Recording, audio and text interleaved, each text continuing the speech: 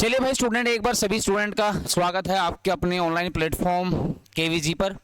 और मैं हूं अमन शर्मा और आज की क्लास में हम जो टॉपिक स्टार्ट करेंगे स्टूडेंट, वो टॉपिक होगा आपका वर्ब। तो आज की क्लास में वर्ब टॉपिक को स्टार्ट करेंगे। बेहद इंपॉर्टेंट टॉपिक है भाई, बेहद इंपॉर्टेंट टॉपिक है वर्ब। तो चलिए भाई वर्ब से स्टार्ट करते हैं। तो बेटा टॉपिक का नाम लिखो वर्ब। तो टॉपिक का नाम लिखो बेटा वर्ब।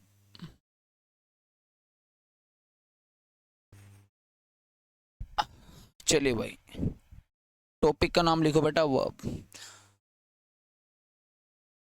अब मुझे यहाँ पर कोई भी स्टूडेंट मुझे बताएगा बेटा कि वर्ब का अपना लिटरल मीनिंग क्या होता है। कोई भी स्टूडेंट मुझे बताएगा कि what do you mean of verb, कि वर्ब का मतलब क्या होता है। मतलब कोई मुझे बेटा वर्ब का मीनिंग बताएगा। चलिए एक बार थोड़ा इसको बैक कर लेता हूँ।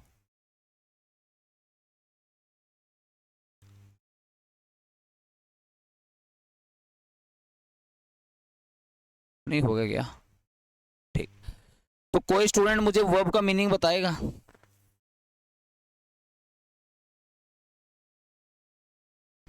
कोई स्टूडेंट मुझे वर्ब का मीनिंग बताएगा क्लास के अंदर। क्या होता है वर्ब? मीनिंग की बात है बेटा, मीनिंग की। देखिए भाई, सबसे पहले आपने ध्यान में रखना बेटा कि वर्ब का जो अपना लिटरल मीनिंग होता है, वर्ब का जो अपना लिटरल मीनिंग होता है बेटा, वर्ब का अपना लिटरल मीनिंग होता है शब्द। क्या होता है भाई? शब्द होता है। वर्ब का जो अपना लिटरल मीनिंग होता है बेटा, बोलो मत बेटा, वर्ब का अपना लिटरल मीनिंग क्या होता है? शब्द होता है। अब आपके माइंड में ये आएगा, सर वर्ब का मीनिंग शब्द तो मैंने पहली बार पढ़ा है। मैंने तो आज तक यही पढ़ा कि वर्ब का मतलब तो क्रिया होता है ना। आज तक तो हम यही पढ़ते आए हैं बेटा कि वर्ब का मतलब क्रिया होता है। लेकिन ध्यान में रखना बेटा, वर्ब का मीनिंग शब्द होता है। लेकिन अगर वर्ब का मतलब शब्द होता है तो फिर क्रिया मीनिंग किसका होता है? तो याद रखना बेटा, क्रिया मीनिंग होता है एक्शन का। मैंने मीनिंग की बात की बेटा, एक्शन का मीनिंग क्रिया होता है। एक्शन का मीनिंग क्रिया होता है, ठीक है नहीं। वर्ब का मतलब क्या होता है? शब्द। वर्ब का मतलब क्रिया नहीं होता। क्रिया मीनिंग किसका होता है? एक्शन का। अब आपको ये भी बात पता होनी चाहिए बेटा कि हम वर्ब को हम क्रिया क्यों कहने लगे, सॉरी वर्ब को हम शब्द क्यों कहते हैं। पहले मैं शब्द वाली बात डिस्कस करता हूं, फिर मैं क्रिया वाली बात पे आऊंगा। अगर सर वर्ब का मीनिंग शब्द होता तो इस बात को हमें जस्टिफाई करके बताओ कि वर्ब का मतलब शब्द क्यों होता है। कुछ वर्ड है बेटा, आपने कभी ना कभी पढ़े होंगे। एक वर्ड होता है बेटा वर्बल, एक होता है बेटा वर्बोस, और एक वर्ड होता है बेटा वर्बैटिम।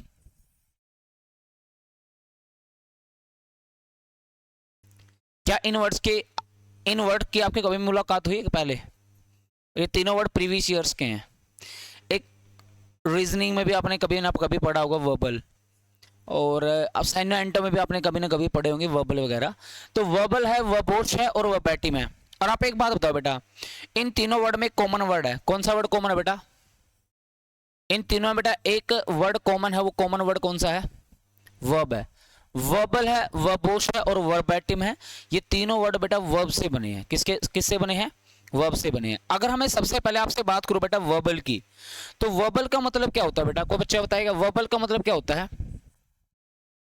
वर्बल का मतलब, वर्बल का मतलब होता है बेटा ऑफ वर्ड। वर्बल का मतलब होता है बेटा ऑफ वर्ड, या आप इसको ऐसे बोल सकते हो बेटा related to word. Of word या फिर रिलेटेड टू वर्ड। और इसका जो हिंदी मीनिंग होता है ना बेटा, हिंदी मीनिंग, इसका हिंदी मीनिंग होता है शाब्दिक। वर्बल का अपना हिंदी मीनिंग क्या होता है? शाब्दिक होता है। क्या होता है? शाब्दिक। और शब्दों को हम कितने तरीके से यूज करते हैं? दो तरीके से, एक लिखकर और एक बोलकर। एक लिखकर और बोलकर। तो सबसे पहले आपको ध्यान में रखना पड़ेगा बेटा कि जो वर्बल होता है, वर्बल का मतलब होता है of word, related to word. इसका जो हिंदी मतलब होता है, इसका हिंदी मतलब होता है बेटा शाब्दिक। क्या होता है इसका हिंदी मतलब? इसका हिंदी मतलब शाब्दिक होता है ना। अब अगर मैं बात करूं बेटा आपके साथ वर्बोस की, वर्बोस का मीनिंग कोई बच्चा बताएगा? वर्बोस का मीनिंग क्या होता है? बिल्कुल, वर्बोस का मतलब होता है फुल ऑफ वर्ड्स। क्या मतलब होता है इसका? फुल ऑफ वर्ड्स, मतलब किसी भी बात को बोलने के लिए ज्यादा से ज्यादा शब्दों का प्रयोग करना, वो किसका मतलब होता है? वर्बोस का। लेकिन अगर मैं बात करूं बेटा वर्बैटिम की, तो वर्बैटिम का मतलब क्या होता है? वर्बैटिम का मतलब होता है बेटा word for word, word for word, word for word. तो आप देख सकते हो बेटा इन तीनों वर्ड में जो कॉमन वर्ड है वो कॉमन वर्ड बेटा वर्ब है। क्या है? इन तीनों में जो कॉमन वर्ड है बेटा वो वर्ब है। और वर्ब का मतलब क्या होता है? वर्ब का मतलब क्या होता है? तो सबसे पहले आपको ध्यान में रखना पड़ेगा कि वर्ब का मतलब क्रिया नहीं होता। वर्ब का मतलब क्रिया नहीं होता। वर्ब का मतलब क्या होता है? शब्द होता है। पहले छोटी सी बात आपको ध्यान में रखनी है, वर्ब का मतलब क्या होता है? शब्द होता है। हमें कैसे पता चला कि सर वर्ब का मतलब शब्द होता है? ये तीन कॉमन वर्ड है बेटा जो प्रीवियस में भी आ चुके हैं, और इन तीनों वर्ड का आपका पहले कभी ना कभी वास्ता रहा होगा अगर आपने प्रीवियस क्वेश्चन या फिर प्रीवियस वोकैब आपने कभी लगाई होगी। तो वर्बल है, वर्बोस और वर्बैटिम है। वर्बल का मतलब होता है of word related to word, जिसको हिंदी में बोलते हैं शाब्दिक। और शब्दों को हम दो तरीके से यूज करते हैं, एक लिखकर और एक बोलकर। और वर्बोस का मतलब होता है फुल ऑफ वर्ड, मतलब अपनी बात को बोलने के लिए, अपनी बात को समझाने के लिए ज्यादा से ज्यादा शब्दों का प्रयोग करना, उसको हम क्या बोलते हैं? वर्बोस बोलते हैं। और अगर मैं बात करूं वर्बैटिम की, तो वर्बैटिम का मतलब क्या होता है? Word for word. क्या होता है इसका मतलब? Word for word. तो कुल मिला के बात यह है, अगर हम बात करें वर्बोस की, हम बात करें वर्बैटिम की, या फिर हम बात करें वर्बल की, तो इन तीनों में जो कॉमन वर्ड है वो कॉमन वर्ड कौन है? वर्ब है। क्या है? वर्ब है। और वर्ब का मतलब क्या होता है? याद रखना, वर्ब का मतलब क्या होता है? क्या होता है भाई? शब्द। तो आप नीचे जाके किसी से पूछ लो कि वर्ब का मतलब क्या होता है। मैं आपको बताना चाहूंगा कि 100% ऐसे स्टूडेंट होंगे सबसे पहले यही बोलेंगे सर वर्ब का मतलब क्रिया होता है। क्या होता है? क्रिया। लेकिन वर्ब का मतलब क्या होता है? शब्द होता है। क्रिया मीनिंग किसका होता है? एक्शन का। क्रिया मीनिंग किसका होता है? एक्शन का। एक्शन का क्रिया मीनिंग होता है। हम मीनिंग की बात कर रहे हैं, हम यहां पर मीनिंग की बात कर रहे हैं। वर्ब का मतलब शब्द होता है, वर्ब का मतलब क्रिया नहीं होता। क्रिया मीनिंग किसका होता है? एक्शन का होता है। किसका होता है? एक्शन का। हम यहां पर मीनिंग की बात कर रहे हैं, तो वर्ब का मतलब शब्द होता है। चलिए भाई बहुत बढ़िया। अब आगे कहानी भाई, आगे कहानी यह है कि अगर वर्ब का मतलब क्रिया नहीं होता तो हम वर्ब को क्रिया क्यों कहने लगे? इसके पीछे क्या वजह है, इसके पीछे क्या लॉजिक है कि हम वर्ब को क्या कहने लगे? क्रिया। तो वर्ब को क्रिया कहने के पीछे लॉजिक क्या है? देखो मैं लॉजिक समझाता हूं। एक बात बताओ भाई, जब आप कभी भी किसी भी सेंटेंस को फॉर्म करते हो, जब आप कभी भी किसी भी सेंटेंस को लिखते हो, तो सबसे पहले आपको क्या लिखना पड़ता है? सबसे पहले आपको लिखना पड़ता है सब्जेक्ट। क्या लिखना पड़ता है? सब्जेक्ट लिखना पड़ता है। जैसे एग्जांपल के लिए इस बात को मैं समझाने की कोशिश करूंगा भाई। तो सबसे पहले आपको सेंटेंस में लिखना पड़ता है सब्जेक्ट। जैसे मैंने यहां पर लिखा मोहन। मोहन यहां पर क्या है? आप बोलो सर मोहन यहां पर है सब्जेक्ट। मोहन यहां पर क्या है? सब्जेक्ट। उसके बाद आपने क्या लिखना पड़ता है? उस वर्ब के बाद आपने लिखना पड़ता है क्रिया, मतलब कोई ना कोई वर्ब लिखनी पड़ती है। जैसे मैंने यहां पर एक वर्ब लिखा सेंग, और उसके बाद हमें क्या लिखना पड़ता है? उसके बाद हमें लिखना पड़ता है कोई ना कोई ऑब्जेक्ट। कुल मिला के बात यह है कि जब हम कभी भी किसी भी सेंटेंस को फॉर्म करते हैं तो सबसे पहले हमें लिखना पड़ता है सब्जेक्ट, उसके बाद लिखना पड़ता है हमें एक्शन, और एक्शन के बाद हमें क्या लिखना पड़ता है? ऑब्जेक्ट लिखना पड़ता है। क्या लिखना पड़ता है भाई? ऑब्जेक्ट लिखना पड़ता है। तो कुल मिला के बात यह है कि जब हम कभी भी किसी भी सेंटेंस को लिखते हैं तो पहले सब्जेक्ट आता है, फिर वर्ब आता है, फिर क्या होता है? ऑब्जेक्ट आता है। लेकिन कई बार आपने देखा भी होगा कि कई बार हमें सेंटेंस में सब्जेक्ट की जरूरत नहीं पड़ती, कई बार हमें सेंटेंस की जरूरत नहीं पड़ती। अगर सब्जेक्ट की जरूरत नहीं पड़ती, only action and object is enough. Only action and object are enough. सिर्फ सेंटेंस में एक्शन और ऑब्जेक्ट क्या होते हैं? एनफ होते हैं। जैसे अगर मैं बात करूं, मैं एक एग्जांपल लिख देता हूं। जैसे मैंने यहां पर लिखा वर्क हार्ड दिस टाइम। आप यहां पर देख सकते हो कि आप जो वर्क हार्ड लिखा नहीं, ये एक वर्ब है, हाँ या ना? और इस वर्ब के बाद जो दिस टाइम लिखा नहीं, ये क्या हो गया भाई? ऑब्जेक्ट हो गया। क्या इस सेंटेंस में हमें सब्जेक्ट की जरूरत पड़ी? नहीं पड़ी। तो जब हम कभी भी किसी भी सेंटेंस को फॉर्म करते हैं तो हमें लिखना पड़ता है सब्जेक्ट, हमें लिखना पड़ता है वर्ब, हमें लिखना पड़ता है ऑब्जेक्ट। कई बार आपको सेंटेंस बनाने के लिए सब्जेक्ट की जरूरत नहीं पड़ती, हाँ है ना। कई बार ऐसा भी होता है कि ना तो आपको सेंटेंस बनाने के लिए सब्जेक्ट की जरूरत पड़ती, ना सेंटेंस बनाने के लिए आपको ऑब्जेक्ट की जरूरत पड़ती। जैसे इस बात को भी एग्जांपल से समझने की कोशिश करते हैं। एक सेंटेंस लिखते हैं बेटा, इसके लिए मैंने एक सेंटेंस लिखा और सेंटेंस ये है, वर्क केयरफुली। अब यहां पर वर्क क्या है, एक वर्ब है, एक एक्शन वर्ब है। अब यहां पर जो केयरफुली वर्ड लिखा नहीं, ये केयरफुली ऑब्जेक्ट नहीं है, यहां पर केयरफुली वर्ड एडवर्ब है। देखो मैं एक बार फिर बता देता हूं, मेरा जो एजेंडा है इस बात को समझाने का, इतना एजेंडा है कि वर्ब का मतलब होता है शब्द, क्रिया नहीं होता। क्रिया मतलब होता है एक्शन का। अब बात यह है कि वर्ब को क्रिया क्यों कहा जाने लगा, क्योंकि आज तक हम यही पढ़ते आए हैं कि वर्ब को हम क्या बोलते हैं, क्रिया। अब इसके पीछे मैं आपको लॉजिक बता रहा हूं कि वर्ब को क्रिया क्यों कहा जाने लगा। लॉजिक ये है कि जब आप कभी भी किसी भी सेंटेंस को फॉर्म करते हो तो सबसे पहले क्या लिखते हो, सब्जेक्ट, उसके बाद क्या लिखते हो, ऑब्जेक्ट, मतलब वर्ब लिखते हो, और वर्ब के बाद क्या लिखते हो, ऑब्जेक्ट। कई बार ऐसा होता है कि आपको सेंटेंस में सब्जेक्ट लिखने की जरूरत नहीं पड़ती। कई बार ऐसा होता है कि ना तो आपको सेंटेंस में सब्जेक्ट की जरूरत पड़ती, ना आपको ऑब्जेक्ट की जरूरत पड़ती। एक छोटा सा क्वेश्चन मैं आपसे पूछना चाहता हूं, आप बिना सब्जेक्ट के सेंटेंस बना सकते हो, आप बिना ऑब्जेक्ट के सेंटेंस बना सकते हो। तो एक मैं आपसे एक छोटी सी बात पूछना चाहूंगा, क्या आप बिना वर्ब के सेंटेंस बना सकते हो? नहीं बन सकता। नहीं, बिना सब्जेक्ट का सेंटेंस बन सकता है, आपके सामने देखो लिखा भी हुआ है। बिना ऑब्जेक्ट का सेंटेंस बन सकता है, देखो आपके सामने लिखा हुआ है। क्या बिना वर्ब का कोई सेंटेंस बन सकता है? नहीं बन सकता। यही वजह होती है कि जो सेंटेंस में जो मेन रोल होता है वो किसका होता है, वर्ब का होता है। मेन रोल का मतलब होता है मेन हीरो। जैसे आपने देखा होगा कि मूवी में जब कभी भी सॉन्ग आता है तो हीरो के पीछे 40 बंदे नाचने लग रहे होते हैं, तो सबका ध्यान किस पर होता है, ओनली हीरो पर होता है। जो पीछे 40 बंदे नाचने लग रहे हैं उन पर किसी का रोल, मतलब उनका किसी पर ध्यान नहीं होता, क्योंकि वहां पर जो मेन इंसान है, नहीं मेन इंसान वो कौन है, एक्टर है। कौन है, एक्टर। उसी प्रकार से सेंटेंस में मेन इंसान या फिर मेन वर्ड कौन होता है, वर्ब होता है। कौन होता है, वर्ब होता है। इसलिए सेंटेंस में जो मेन वर्ड होता है वो वर्ब होता है। इसी वजह से हम वर्ब को क्या कहने लगे भाई, इसलिए हम सेंटेंस में जो वर्ब होता है तो वर्ब को क्या कहने लगे भाई, क्रिया। अन्यथा वर्ब का मतलब शब्द होता है।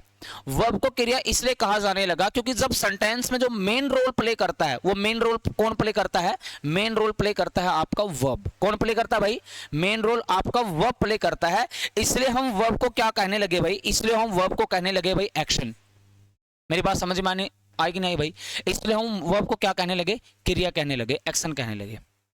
एक बार फिर मैं बता देता हूं, वर्ब को एक्शन कहने की सिर्फ वजह इतनी है क्योंकि आप बिना सब्जेक्ट के सेंटेंस बना सकते हैं, आप बिना ऑब्जेक्ट के सेंटेंस को बना सकते हैं, लेकिन आप बिना वर्ब के सेंटेंस को नहीं बना सकते। इसलिए जो वर्ब होता है वो सेंटेंस में एक मेन रोल प्ले करता है। कैसा रोल प्ले करता है, मेन रोल प्ले करता है। यही वजह होती है कि हम वर्ब को क्या कहते हैं, एक्शन कहते हैं। हम वर्ब को क्या कहते हैं, क्रिया कहते हैं। बात समझ में आई कि नहीं? अब आते हैं इसकी डेफिनेशन के। ये सारी बात समझ में आई भाई, क्लियर है यहां तक?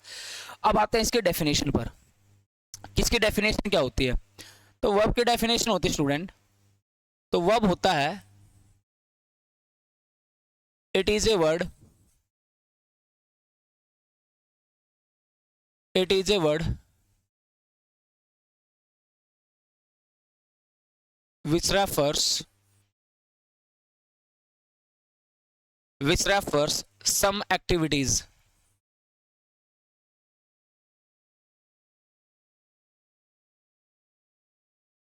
और एक्टिविटीज का मतलब क्या होता है स्टूडेंट, एक्टिविटीज का मतलब होता है बीइंग, एक्टिविटीज का मतलब होता है being, doing and happening.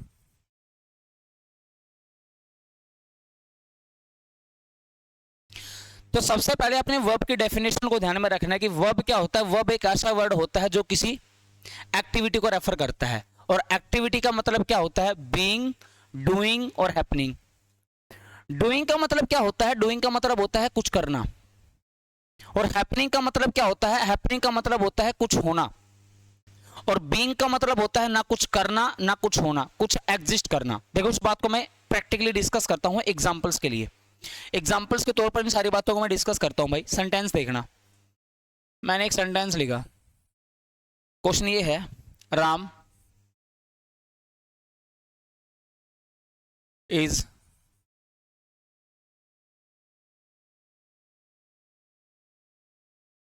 Ram is playing cricket now. First question. Second question है इट इज,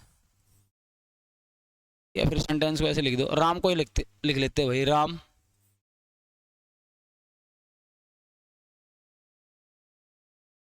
फैल डाउन।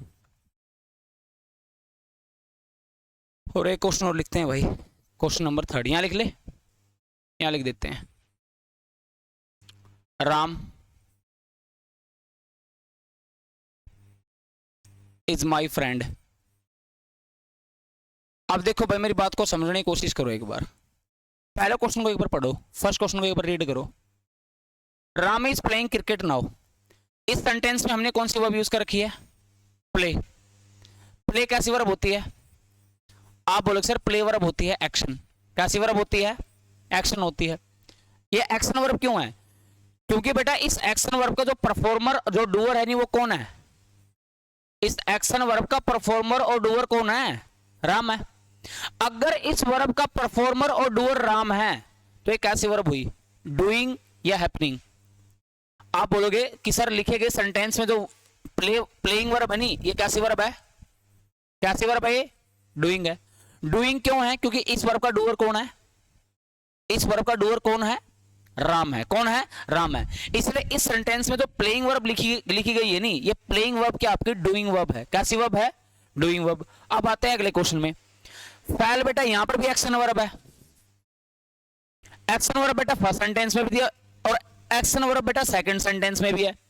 अब मैं आपसे छोटी सी बात पूछना चाहता हूं, क्या इस एक्शन वर्ब का परफॉर्मर और डूअर राम हो सकता है? क्या इस सेकंड सेंटेंस में इस फैल वर्ब का डूअर मतलब इस वर्ब का परफॉर्मर और डूअर राम हो सकता है? नहीं नहीं बेटा, ये सेकंड फॉर्म भी होती है। हाँ, पोल फैल फोलन, फैल फैल्ड फैल्ड करवाऊंगा, वर्ब के अंदर ही करवाऊंगा आपको। फैल फर्स्ट फॉर्म भी होती है, फैल सेकंड फॉर्म भी होती है। फैल सेकंड फॉर्म होती है बेटा फोल की, फोल फैल फोलन, वो ये वर्ब यूज किया रखी है। अब मैं एक छोटी सी बात मैं आपसे पूछना चाहता हूं, यहाँ पे फैल एक्शन वर्ब है, क्या इस एक्शन वर्ब का डूअर और परफॉर्मर राम हो सकता है? राम हो सकता है। अब एक बात आओ, क्या इस सेंटेंस में राम ने कुछ किया है? किया है। क्या किया राम ने? इस सेकंड सेंटेंस में यहां पर राम ने कुछ किया है। क्या किया राम ने? इसमें राम ने कुछ किया है, राम के साथ कुछ हुआ है? हैपनिंग है। यहां पर बेटा राम ने कुछ किया नहीं है, यहां पर राम के साथ कुछ हुआ है। क्या हो गया राम के साथ? राम नीचे गिर गया। तो यहां पर राम ने कुछ किया था और यहां पर राम के साथ कुछ हो गया। अगर यहां पर राम के साथ कुछ हो गया तो ये कैसे वर्ब होगी बेटा? डूइंग या हैपनिंग? यहां पे फैल बेटा हैपनिंग वर्ब होगी। अब ये डूइंग नहीं है। आप सेंटेंस पढ़ के देख लो, यहां पर राम ने कुछ किया है तो डूइंग है, यहां पर राम के साथ कुछ हुआ है तो हैपनिंग है। अब मैं इस क्वेश्चन की बात करता हूं बेटा, क्या यहां पर राम ने कुछ किया है? क्या यहां पर राम के साथ कुछ हुआ है? ना यहां पर राम ने कुछ किया, ना यहां पर राम के साथ कुछ हुआ, तो इस प्रकार की वर्ब को हम बोलते हैं बेटा बीइंग। बीइंग का मतलब होता है स्टेटिव। तो ये आपकी कौन सी वर्ब होगी बेटा? स्टेटिव वर्ब होगी। एक छोटी सी बात है मैं आपको अभी समझाऊंगा डिटेल में। अब एक छोटा सा पॉइंट है जो आपको एक्स्ट्रा पॉइंट ध्यान में रखना है। क्या ध्यान में रखना है? अब एक छोटा सा पॉइंट ये ध्यान में रखना बेटा कि जो आपकी बी की फॉर्म होती है, किसकी फॉर्म होती है? बी की। और बी की फर्स्ट फॉर्म क्या होती है? बी की फर्स्ट फॉर्म होती है इज, एक होती है एम, एक होती है आर और एक होती है इटसेल्फ बी। ठीक है, एक होती है बेटा बी की सेकंड फॉर्म। बी की सेकंड फॉर्म क्या होती है भाई? वोज और वर। अब एक छोटी सी बात ध्यान में रखनी है बी से रिलेटेड। बी से रिलेटेड आपने एक छोटी सी बात ध्यान में रखनी है, ये बात याद रखनी है बेटा कि जो बी की फॉर्म होती है, किसकी फॉर्म होती है? बी की फॉर्म। याद ये रखना बेटा कि जो बी की फॉर्म होती है इसका हम सेंटेंस में यूज करते हैं कितने तरीके से? 2 तरीके से। जो बी की फॉर्म इज एम आर होती है बेटा, वोज वर होती है, इनका हम सेंटेंस में यूज कितने तरीके से करते हैं? इनका हम यूज करते हैं सेंटेंस में 2 तरीके से। कैसे? एक तो हम बी की फॉर्म को सेंटेंस में यूज करते हैं एज ए हेल्पिंग वर्ब। कैसे यूज करते हैं भाई? As a helping verb. एक छोटी सी बात मैं आपसे पूछना चाहूंगा भाई, अगर बी की फॉर्म को सेंटेंस में एज ए हेल्पिंग वर्ब के तौर पे यूज करेंगे तो इससे हमेशा कौन सा टेंस बनेगा? इससे हमेशा कौन सा टेंस बनेगा? तो आप बोलोगे सर इससे हमेशा ही बनेगा कॉन्टिन्यूअस टेंस। हाँ या नाम में जवाब बताओ भाई, इससे कॉन्टिन्यूअस टेंस बनेगा नहीं बनेगा? अगर बी की फॉर्म को सेंटेंस में एज ए हेल्पिंग वर्ब के तौर पे यूज करेंगे तो इसे कॉन्टिन्यूअस टेंस बनेगा नहीं बनेगा? आपके सामने देखो लिखा हुआ पहले सेंटेंस, राम इज प्लेइंग, यहां पर इज कैसी वर्ब है? आप बोल सकते हैं यहाँ पर इज ए हेल्पिंग वर्ब, और प्लेइंग यहां पर कैसी वर्ब है? Main verb. अगर बी की फॉर्म को सेंटेंस में एज ए हेल्पिंग वर्ब के तौर पे यूज किया जाए तो इससे हमेशा ही कौन सा टेंस बनता है? कॉन्टिन्यूअस टेंस बनता है। अब वेरी इंपॉर्टेंट बात है जिसके लिए मैंने बात लिखी है। दूसरा पॉइंट ये है स्टूडेंट, अगर बी की फॉर्म को सेंटेंस में एज ए हेल्पिंग वर्ब नहीं, अगर इसको सेंटेंस में एज ए मेन वर्ब के तरीके से यूज करे, किस तरीके से यूज करे भाई? एज ए मेन वर्ब के तरीके से यूज करे। मैं थोड़ा ऊपर कर देता हूं इस बात को। अगर हम बी की फॉर्म को सेंटेंस में हेल्पिंग वर्ब नहीं, अगर इसको सेंटेंस में एज ए मेन वर्ब के तरीके से यूज करे, अगर बी की फॉर्म सेंटेंस में एज ए मेन वर्ब के तरीके से यूज हो तो याद रखना स्टूडेंट, इसको हम क्या बोलते हैं? इसको हम बोलते हैं लिंकिंग वर्ब। क्या बोलते हैं भाई? इसको हम बोलते हैं कैसी वर्ब बोलते हैं? लिंकिंग वर्ब बोलते हैं। अगर is am are was verb, अगर इस सेंटेंस में हेल्पिंग वर्ब नहीं, अगर इस सेंटेंस में एज ए मेन वर्ब के तरीके से यूज की जाए तो इस वर्ब की, इस प्रकार की वर्ब को हम क्या बोलते हैं? Linking verb. दूसरा पॉइंट, लिंकिंग वर्ब के बाद हमेशा क्या लिखने पड़ते हैं? लिंकिंग वर्ब के बाद हमेशा क्या लिखने पड़ते हैं? आप बोलोगे सर लिंकिंग वर्ब के बाद हमेशा लिखने पड़ते हैं कॉम्प्लीमेंट। याद रखना है, लिंकिंग वर्ब के बाद कभी भी ऑब्जेक्ट नहीं आते। ये सारी बातें आपको ध्यान में रखनी है। लिंकिंग वर्ब के बाद हमेशा क्या लिखना पड़ता है? कॉम्प्लीमेंट लिखना पड़ता है। लिंकिंग वर्ब के बाद कभी भी ऑब्जेक्ट नहीं आते। लिंकिंग वर्ब क्या होती है? अगर कोई पूछे तो आपसे, अगर बी की फॉर्म को सेंटेंस में एज ए मेन वर्ब के तरीके से यूज करे, किस तरीके से यूज करे? मेन वर्ब के तरीके से यूज करे, तो उस प्रकार की वर्ब को हम क्या बोलते हैं बेटा? लिंकिंग वर्ब बोलते हैं। क्या बोलते हैं? Linking verb. और लिंकिंग वर्ब के बाद हमेशा क्या आता है? कॉम्प्लीमेंट। क्या आता है? कॉम्प्लीमेंट। क्या नहीं आता? ऑब्जेक्ट। अब आपके माइंड में यह भी आना चाहिए कि सर कॉम्प्लीमेंट क्या होता है? तो याद रखना, जो कॉम्प्लीमेंट होता नहीं भाई, कॉम्प्लीमेंट होता है additional information of the subject. क्या होता है भाई? ये होता है additional information of the subject. क्या होता है ये? Additional information, additional information, additional information of the subject. मतलब ये सब्जेक्ट की एक एडिशनल इंफॉर्मेशन होती है, या फिर आप इस बात को ऐसे ही बोल सकते हो, ये होते हैं भाई आपके रेफरेंस ऑफ द सब्जेक्ट। मतलब ये सब्जेक्ट के अपने खुद के क्या होते हैं? रेफरेंस होते हैं। ये सब्जेक्ट के अपने खुद के क्या होते हैं? एडिशनल इंफॉर्मेशन होती है। देखो इस बात को देखो, यहां पर आते हैं। अब इस क्वेश्चन में देखो बेटा, अब एक बात बताओ, यहां पर इज हेल्पिंग वर्ब है, मेन वर्ब है? मेन वर्ब है। अगर हेल्पिंग वर्ब होती तो इसके बाद कोई ना कोई क्या लिखनी पड़ती? Main verb. या क्या लिखी होती? Main verb. अगर इसके बाद मेन वर्ब नहीं है, सॉरी मेन वर्ब नहीं है, तो यहां पर इज कैसी वर्ब हो गई? हेल्पिंग वर्ब हो गई भाई, मेन वर्ब हो गई। अब ये वर्ब होगी मेन वर्ब। अगर यहां पर इज मेन वर्ब है तो क्या मैं इस वर्ब को लिंकिंग वर्ब बोल सकता हूं? बोलो भाई, इसको मैं क्या बोलूंगा?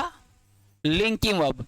और आप ही लोग बताइए मुझे बेटा, लिंकिंग वर्ब के बाद ऑब्जेक्ट आते हैं, कॉम्प्लीमेंट आते हैं? बोलो। आप बोलो सर लिंकिंग वर्ब के बाद कॉम्प्लीमेंट लिखे जाते हैं। तो यहां पर जो माय फ्रेंड लिखा हुआ है नहीं, ये ऑब्जेक्ट नहीं है भाई, ये क्या है?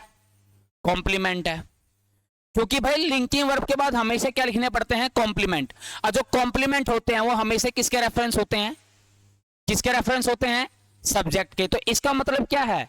जो राम है वही कौन है? मेरा फ्रेंड है। जो मेरा फ्रेंड है वही कौन है? तो सबसे पहले ध्यान में रखना है कि अगर बी की फॉर्म को सेंटेंस में एज ए हेल्पिंग वर्ब नहीं, अगर मेन वर्ब के तरीके से यूज किया जाए तो उसको हम लिंकिंग वर्ब बोलते हैं। और लिंकिंग वर्ब के बाद हमेशा ही क्या लिखने पड़ते हैं? कॉम्प्लीमेंट। और कॉम्प्लीमेंट हमेशा किसके रेफरेंस होते हैं? सब्जेक्ट के। जो माय फ्रेंड है वही कौन है? राम है। जो राम है वही कौन है? मेरा फ्रेंड है। आप इस पर्सन के बारे में, इस राम के बारे में क्या देने लग रहे हो? एडिशनल इंफॉर्मेशन तो दे रहे हो। राम एक व्यक्ति, और व्यक्ति के साथ साथ मेरा क्या है? वो फ्रेंड है। तो आप राम के बारे में क्या देने लग रहे हो? एक एडिशनल इंफॉर्मेशन देने लग रहे हो। बात समझ में आई कि नहीं आई? तो इसको बोलते हैं लिंकिंग वर्ब। तो इस सेंटेंस में ना तो राम ने कुछ किया है, ना इस सेंटेंस में राम के साथ कुछ हुआ है, तो इस प्रकार की वर्ब को हम क्या बोलते हैं भाई? स्टेटिव वर्ब बोलते हैं, बीइंग बोलते हैं। एक बार फिर इतना पढ़ा है, वर्ब का अपना लिटरल मीनिंग होता है शब्द, क्रिया नहीं होता। क्रिया मीनिंग होता है एक्शन का, ठीक है भाई। और ये बात हमें किन वर्ड से जानने को मिली, ये दो चार वर्ड है बेटा, वर्बल है, वर्बोस और वर्बैटिम है, इनसे आपको पता लग गया कि वर्ब का मतलब क्या होता है, शब्द होता है। दूसरा पॉइंट, अगर वर्ब का मतलब क्रिया होता है तो उसको हम क्रिया क्यों कहने लगे, क्योंकि जो वर्ब होता है वो सेंटेंस में कैसा रोल प्ले करता है, मेन रोल प्ले करता है। कैसा रोल प्ले करता है, मेन रोल प्ले करता है, क्योंकि भाई सेंटेंस में बिना वर्ब के तो सेंटेंस क्रिएट किया नहीं जा सकता, बिना वर्ब के तो सेंटेंस क्रिएट किया नहीं जा सकता भाई। आप बिना सब्जेक्ट के सेंटेंस क्रिएट कर सकते हो, बिना ऑब्जेक्ट के सेंटेंस क्रिएट कर सकते हो, क्या आप बिना वर्ब के सेंटेंस क्रिएट कर सकते हो, क्या नहीं कर सकते। यही वजह होती है कि जो वर्ब होता है वो सेंटेंस में मेन रोल प्ले करता है। कैसा रोल प्ले करता है, मेन रोल। अगर वो मेन रोल प्ले करता है, यही वजह होती है कि हम वर्ब को क्या कहने लगे, क्रिया। उसके बाद मैंने डिस्कस किया वर्ब की डेफिनेशन। वर्ब क्या होता है, वर्ब एक ऐसा वर्ड होता है जो किसी एक्टिविटी को रेफर करता है, और एक्टिविटी तीन प्रकार की होती है बेटा, बीइंग, डूइंग और हैपनिंग। डूइंग का मतलब होता है कुछ करना, हैपनिंग का मतलब कुछ होना, बीइंग का मतलब ना कुछ करना ना कुछ होना, कुछ एग्जिस्ट करना। और इसके बाद मैंने एक छोटी सी एडिशनल इंफॉर्मेशन आपको दी है, वो इंफॉर्मेशन दी है भाई, अगर बी की फॉर्म को, जो बी की फॉर्म होती है उसको हम सेंटेंस में दो तरीके से यूज करते हैं। एक तो हम यूज करते हैं एज ए हेल्पिंग वर्ब के तौर पर, एक इसको सेंटेंस में यूज करते हैं एज ए मेन वर्ब के तौर पर, हाँ है ना।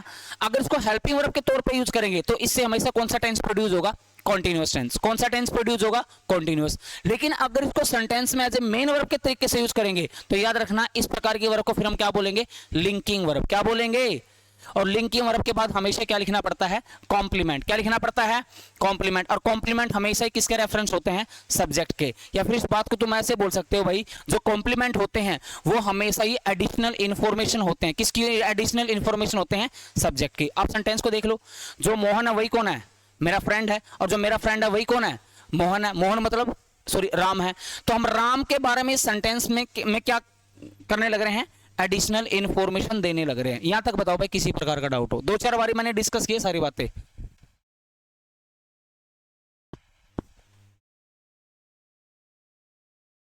यहां तक डन अब सबका, बढ़े आगे इसके बाद कोई डाउट। चलिए भाई, नेक्स्ट पॉइंट है भाई अपना टाइप्स ऑफ वर्ब। अगला जो पॉइंट रहेगा बेटा वो रहेगा टाइप्स ऑफ वर्ब्स। तो अगला जो पॉइंट रहेगा अपना वो रहेगा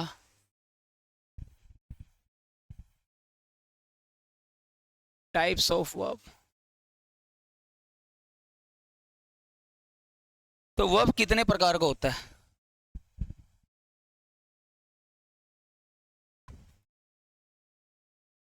टाइप्स ऑफ वर्ब्स।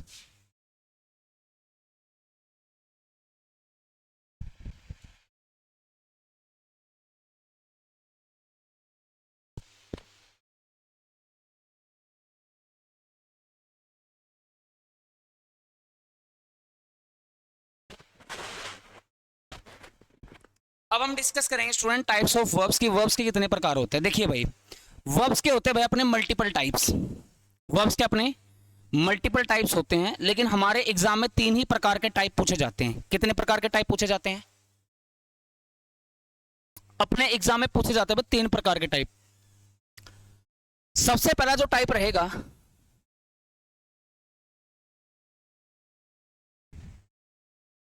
सबसे जो पहला टाइप रहेगा स्टूडेंट, वो टाइप रहेगा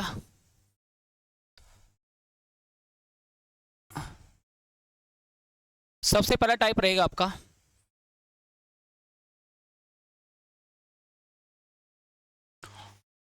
ऑक्सिलरीज वर्ब। अगर आपसे कोई ये पूछे बेटा कि ऑक्सिलरीज वर्ब क्या होता है, क्या बताओगे भाई ऑक्सिलरीज वर्ब? ऑक्सिलरीज वर्ब क्या होता है, सबसे पहले ध्यान में रखना है कि जो ऑक्सिलरीज वर्ब होते हैं स्टूडेंट, ये होता है आपका कैसा वर्ब, कैसा वर्ब होता है, हेल्पिंग वर्ब। कोई फर्क नहीं पड़ता, नाम ही है। ऑक्सिलरीज वर्ब का मतलब ही क्या होता है, हेल्पिंग वर्ब। और हेल्पिंग वर्ब का ही मतलब क्या होता है, ऑक्सिलरीज वर्ब। जैसे मान लो किसी का नाम मोहन है और घर वाले उसको मोनू बुलाते हैं, तो चाहे उसको मोनू बोले या फिर मोहन बोले, बात तो एक ही है नहीं। तो ऐसा ही इसको याद रखना है। जो पहला जो टाइप रहेगा वर्ब का वो रहेगा ऑक्सिलरीज वर्ब। जो ऑक्सिलरीज वर्ब होता है इसको हम क्या बोलते हैं, हेल्पिंग वर्ब बोलते हैं। क्या वर्ब, कौन सी वर्ब बोलते हैं भाई, हेल्पिंग वर्ब। और जो ऑक्सिलरीज वर्ब होती है नहीं, इसके अपने कितने टाइप्स होते हैं, दो टाइप्स होते हैं। कितने टाइप्स होते हैं, दो टाइप। पहला टाइप कौन सा होता है स्टूडेंट? जो इसका पहला टाइप होता है नहीं, इसको हम बोलते हैं प्राइमरी ऑक्सिलरीज वर्ब। कौन सी वर्ब होती है भाई ये? Primary auxiliaries verb. जो आपकी प्राइमरी ऑक्सिलरीज वर्ब होती है ये आपकी होती है भाई हेल्पिंग वर्ब। और इसका हम सेंटेंस में किस लिए यूज करते हैं भाई? इसका हम सेंटेंस में यूज करते हैं क्या करने के लिए? इसका हम सेंटेंस में यूज करते हैं टेंस को क्रिएट करने के लिए, टेंस को बनाने के लिए इसका यूज करते हैं। हम ऑक्सिलरीज वर्ब के बारे में पढ़ रहे हैं। ऑक्सिलरीज वर्ब तुम्हारी हेल्पिंग वर्ब होती है। ऑक्सिलरीज वर्ब का जो आपका फर्स्ट टाइप है नहीं, इसको बोला जाता है प्राइमरी ऑक्सिलरीज वर्ब। क्या बोलते हैं? Primary auxiliaries verb. और प्राइमरी ऑक्सिलरीज वर्ब का सेंटेंस में यूज किसके लिए करते हैं? टेंस को क्रिएट करने के लिए, टेंस को बनाने के लिए। और टेंस को बनाने के लिए हम कौन कौन सी फॉर्म यूज करते हैं भाई एज ए हेल्पिंग वर्ब के तौर पर? एक तो हम यूज करते हैं कौन सी फॉर्म? बी की फॉर्म। एक कौन सी फॉर्म यूज करते हैं? डू की फॉर्म। और एक कौन सी फॉर्म यूज करते हैं? हैव की फॉर्म। ये टेंस के अंदर पढ़ाया होगा। जो बी की फॉर्म होती है इसका हम सेंटेंस में यूज करते हैं कॉन्टिन्यूअस टेंस बनाने के लिए। कौन सा टेंस बनाने के लिए? लेकिन कैसे यूज करेंगे? As a helping verb. Do की फॉर्म का हम सेंटेंस में यूज करते हैं कौन सा टेंस बनाने के लिए? इंडेफिनिट टेंस बनाने के लिए। लेकिन कैसे यूज करते हैं सेंटेंस में इसको? As a helping verb. और हैव की फॉर्म का हम सेंटेंस में यूज करते हैं कौन सा टेंस बनाने के लिए? परफेक्ट टेंस बनाने के लिए। लेकिन कैसे यूज करेंगे? As a helping verb. लेकिन एक टेंस बच गया। कौन सा टेंस बच गया भाई? Perfect continuous. अगर आपने कभी भी परफेक्ट कॉन्टिन्यूअस टेंस को बनाना है तो परफेक्ट कॉन्टिन्यूअस टेंस बनाने के लिए कितनी हेल्पिंग वर्ब की जरूरत होती है भाई? दो। परफेक्शंस के लिए हैव की फॉर्म, परफेक्शंस के लिए हैव की फॉर्म, और कॉन्टिन्यूटी के लिए बी की फॉर्म। तो अगर आपने कभी भी परफेक्ट कॉन्टिन्यूअस टेंस को बनाना है तो परफेक्ट कॉन्टिन्यूअस टेंस बनाने के लिए हमेशा कितनी हेल्पिंग वर्ब की जरूरत होती है? दो हेल्पिंग वर्ब की जरूरत होती है। ये बात हम ऑलरेडी पढ़ चुके हैं। ये बात हम ऑलरेडी पढ़ चुके हैं। और ये बात हम कहां पढ़ चुके हैं स्टूडेंट्स? यहां ये बात हम पढ़ चुके हैं किसके अंदर? टेंस के अंदर। तो ऑक्सिलरीज वर्ब का जो पहला टाइप होता है स्टूडेंट, वो पहला टाइप होता है primary auxiliaries verb. Primary auxiliaries verb जो होता है ये हेल्पिंग वर्ब होती है। इसका हम सेंटेंस में यूज करते हैं टेंस को क्रिएट करने के लिए। और इसके अपनी तीन डिफरेंट फॉर्म्स होती है, बी की फॉर्म, डू की फॉर्म और हैव की फॉर्म। बी की फॉर्म का हम सेंटेंस में यूज करते हैं कॉन्टिन्यूअस टेंस बनाने के लिए, डू की फॉर्म का हम यूज करते हैं इंडेफिनिट टेंस बनाने के लिए, और हैव की फॉर्म का हम यूज करते हैं परफेक्ट टेंस बनाने के लिए। अगर परफेक्ट कॉन्टिन्यूअस टेंस बनाना है तो उसको बनाने के लिए आपको दो हेल्पिंग वर्ब की जरूरत पड़ती है, परफेक्शंस के लिए हैव की फॉर्म और कॉन्टिन्यूटी के लिए बी की फॉर्म। अब इसका बच गया सेकंड टाइप बेटा। ऑक्सिलरीज वर्ब का सेकंड टाइप बच गया बेटा। जो सेकंड टाइप होता है इसको हम क्या बोलते हैं बेटा? इसको हम बोलते हैं मोडाल्स। क्या बोलते हैं? इसको मोडाल्स बोलते हैं। और जैसे कि सभी स्टूडेंट को पता ही होगा कि जो मोडाल्स होते हैं बेटा, मोडाल्स भी तुम्हारे कैसे वर्ब होते हैं? ये भी तुम्हारे हेल्पिंग वर्ब होते हैं। दोनों में ये डिफरेंस होता है बेटा कि प्राइमरी ऑक्सिलरीज वर्ब का हम यूज करते हैं क्या क्रिएट करने के लिए? टेंस को। लेकिन जो मोडाल्स होते हैं बेटा, मोडाल्स ये हमेशा यूज किए जाते हैं स्पीकर की इंटेंशंस के लिए। किसके लिए यूज किए जाते हैं भाई? ये स्पीकर की इंटेंशंस के लिए यूज किए जाते हैं। और स्पीकर की इंटेंशंस के लिए हम क्या करते हैं बेटा? अलग अलग मोडाल्स का यूज करते हैं। क्या यूज करते हैं? अलग अलग मोडाल्स का यूज करते हैं। कौन कौन से मोडाल्स होते हैं? Can, could, may, might, must, had to,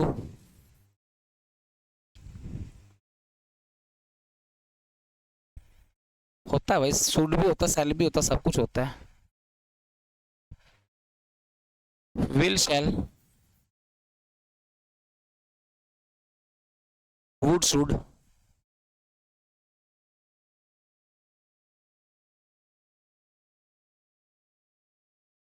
need, dare. उसके बाद लिखना बेटा ought to, वुड रैदर। ये मॉडल फ्रेज होती है भाई। वुड रैदर हो गया, हैड बेटर हो गया, ये होते हैं मॉडल फ्रेज। तो सबसे पहले आपको ध्यान में रखना है टाइप्स ऑफ वर्ब में सबसे पहले हमने कौन सा टाइप डिस्कस किया है? Auxiliaries verb. ऑक्सिलरीज वर्ब क्या होता है? Helping verb. कितने प्रकार का होता है? दो प्रकार का। एक होता है प्राइमरी ऑक्सिलरीज वर्ब, एक होता है मोडाल्स। प्राइमरी ऑक्सिलरीज वर्ब का हम यूज करते हैं टेंस को क्रिएट करने के लिए, और मोडाल्स का हम यूज करते हैं स्पीकर की इंटेंशंस के लिए, और डिफरेंट डिफरेंट इंटेंशंस के लिए हम डिफरेंट डिफरेंट मोडाल्स का प्रयोग करते हैं। बात समझ में आई कि नहीं? ये हम पढ़ चुके हैं किसके अंदर, और ये हम कहां पर पढ़ेंगे, इसको मोडाल्स के अंदर पढ़ेंगे। वो हम पढ़ चुके हैं टेंस के अंदर, इसको हम पढ़ेंगे बेटा मोडाल्स में। कहां पर पढ़ेंगे? मोडाल्स में पढ़ेंगे। अब आते हैं सेकंड टाइप पर, वेरी वेरी इंपॉर्टेंट। अगर तुम्हें बात समझ में आ गई तो समझ आना कि आपका एग्जाम का हर एक क्वेश्चन हो जाएगा वर्ब का, नहीं क्वेश्चन नहीं बन पाएगा। अब जो बेसिक क्लियर होगा नहीं, वो बेसिक क्लियर होगा, ये सबसे ज्यादा इंपॉर्टेंट रहेगा वर्ब के अंदर। जो सेकंड टाइप रहेगा भाई वर्ब का, वो रहेगा मेन वर्ब। कौन सा रहेगा?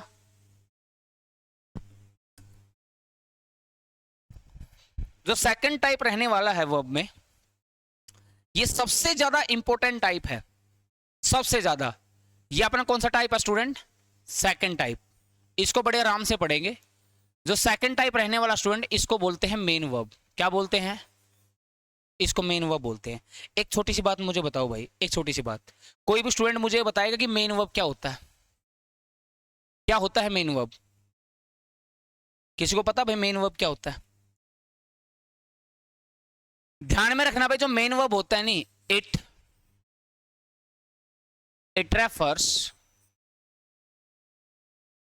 Refers action. जो मेन वर्ब होता है ये हमेशा किसको रेफर करता है? एक्शन को। अगर आपसे कोई ये पूछे कि एक्शन कितने प्रकार का होता है, एक्शन है कितने प्रकार का होता है, कोई बताएगा कि एक्शन कितने प्रकार का होता है? एक्शन होता है स्टूडेंट दो प्रकार का। कितना प्रकार का? दो प्रकार का। एक को तो हम बोलते हैं स्टूडेंट ट्रांसिटिव वर्ब। क्या बोलते हैं? एक को हम बोलते हैं ट्रांसिटिव वर्ब। कौन सी वर्ब बोलते हैं भाई? ट्रांसिटिव।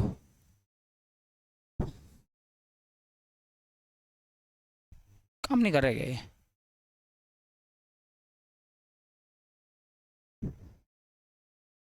हो गया क्या? काम ही नहीं कर रहा है। हो जाएगा एक, अब सब कुछ ही हो गया। चलो कोई नहीं। तो मेन वर्ब में जो पहला टाइप रहेगा स्टूडेंट, मेन वर्ब में जो पहला टाइप रहेगा वो कौन सा रहेगा भाई? मेन वर्ब का जो पहला टाइप रहेगा वो रहेगा आपका ट्रांसिटिव वर्ब। ये थोड़ा लेट आंसर कर रहा है।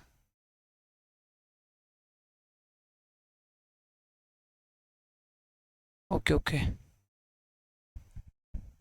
इस बोर्ड की बड़ी प्रॉब्लम है भाई। चलिए, मेन वर्ब हमेशा किसको रेफर करता है भाई? एक्शन को। एक्शन कितने प्रकार का होता है? दो प्रकार का। एक होता है स्टूडेंट, एक को हम क्या बोलते हैं, और एक को हम क्या बोलते हैं? एक को हम बोलते हैं भाई इंट्रांसिटिव वर्ब। कौन सी वर्ब? एक होता है ट्रांसिटिव वर्ब और एक होता है इंट्रांसिटिव वर्ब। इंपॉर्टेंट पॉइंट है। अब मुझे कोई भी स्टूडेंट ये बता दो भाई ट्रांसिटिव वर्ब क्या होता है, तो सारा सारा जो खेल है इस वर्ब पर है, ट्रांसिटिव। और कोई स्टूडेंट मुझे बताएगा ट्रांसिटिव वर्ब क्या होता है, इंट्रांसिटिव वर्ब क्या होता है? देखो, जो ट्रांसिटिव वर्ब होता है नहीं, इसके बाद हमेशा आपने यूज करना है ऑब्जेक्ट। क्या यूज करना है? ऑब्जेक्ट यूज करना है। ट्रांसिटिव वर्ब के बाद हमेशा किसका यूज करना आपने? ऑब्जेक्ट का यूज करना है। लेकिन जो इंट्रांसिटिव वर्ब होती है, इसके बाद आपने कभी भी ऑब्जेक्ट का प्रयोग नहीं करना। Don't use object. Intransitive verb के बाद कभी भी ऑब्जेक्ट का प्रयोग नहीं होता। ट्रांसिटिव वर्ब के बाद हमेशा किसका यूज होता है? ऑब्जेक्ट का। इस बात को देखो एग्जाम्पल से समझते हैं, इस बात को देखो एग्जाम्पल से समझते हैं। क्वेश्चन आपके लिए, कमल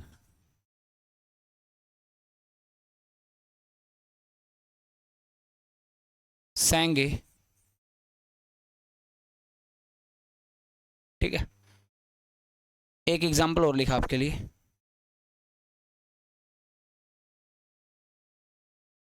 कमल सेंग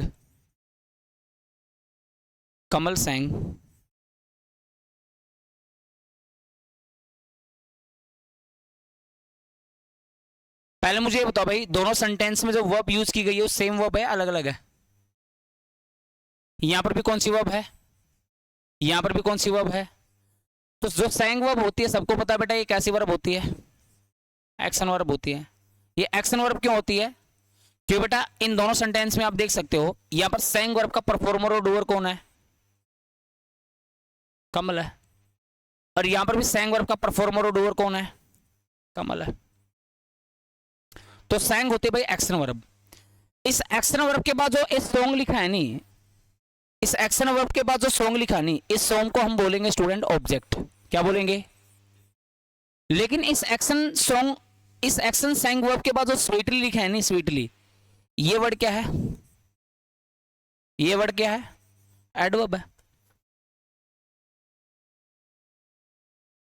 अगर ये वर्ड एडवर्ब है और ये वर्ड ऑब्जेक्ट है, अब एक छोटी सी बात मैं आपसे पूछना चाहता हूं, अगर ये वर्ड ऑब्जेक्ट है तो यहां पर लिखी गई वर्ब क्या होगी? ट्रांसटिव होगी या इंट्रांसटिव होगी? इस सेंटेंस में लिखी गई वर्ब ये क्या होगी? ट्रांसटिव या इंट्रांसटिव? अगर आपको पता चल गया कि सैंग वर्ब के बाद जो ऑब्जेक्ट लिखा है नहीं, तो ये वर्ब क्या होगी? ट्रांसटिव या intransitive?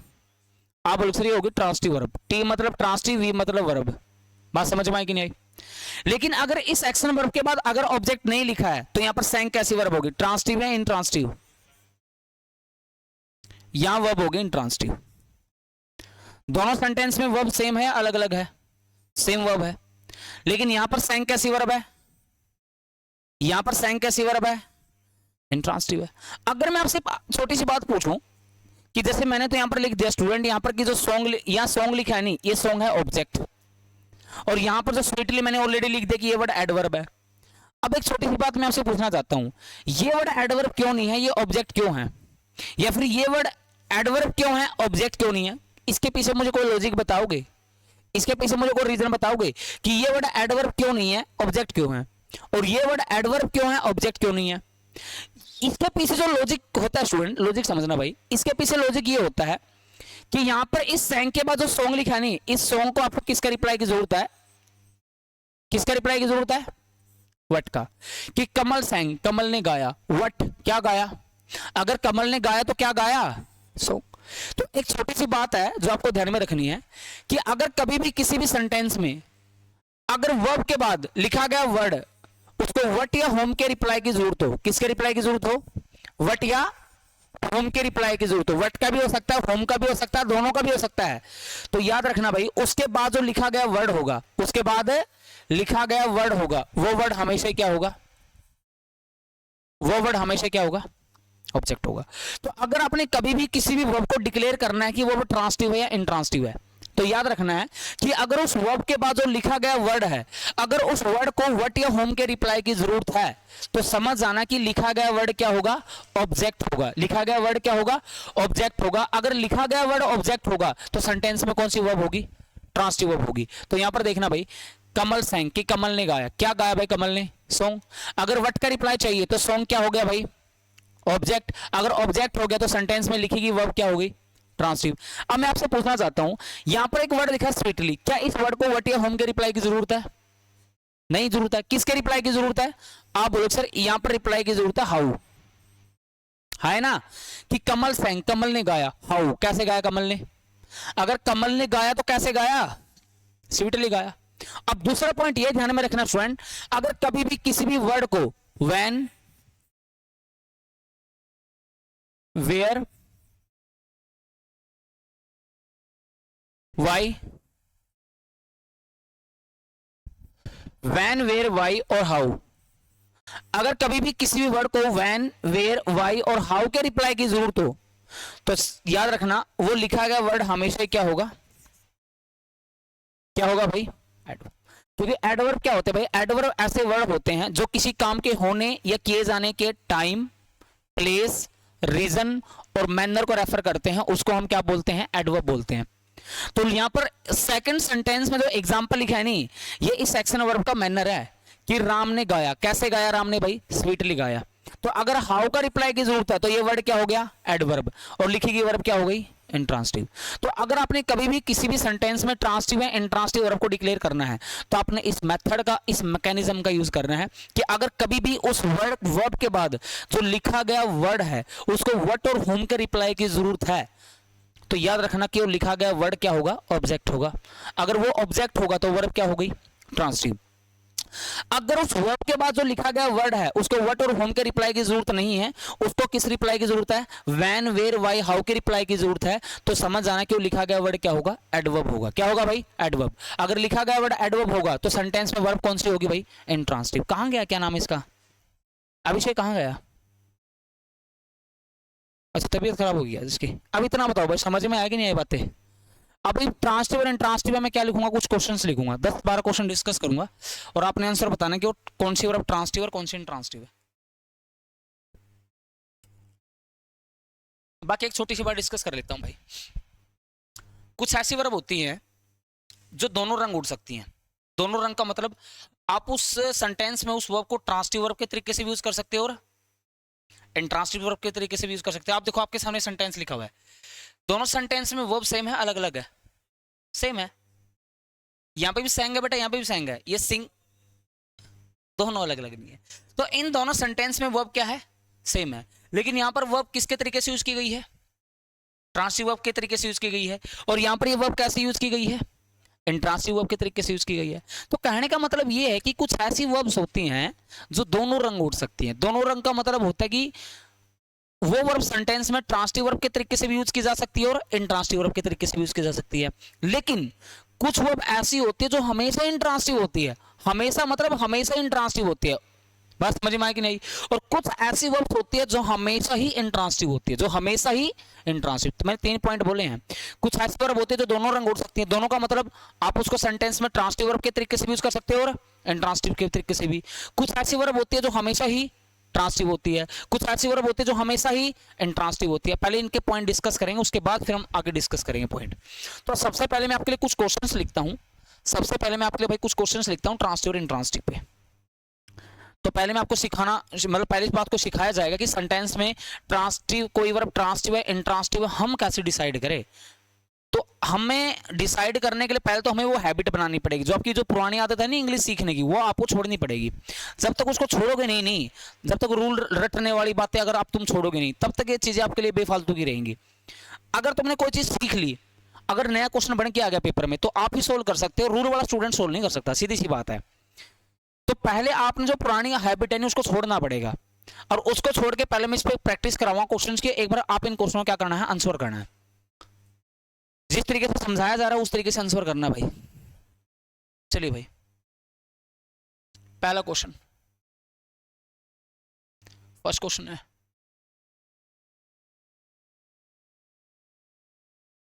The man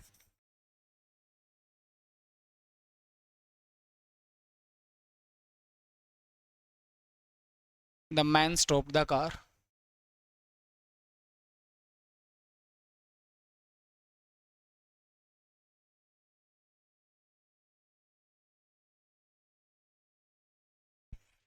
near the tree.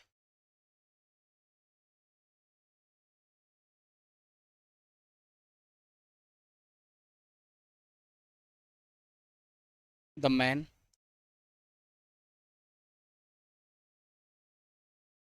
stopped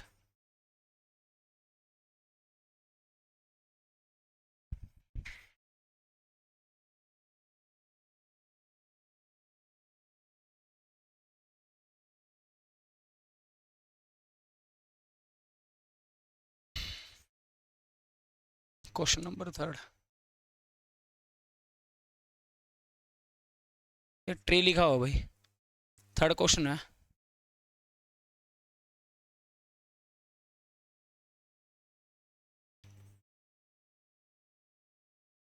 children fly the kites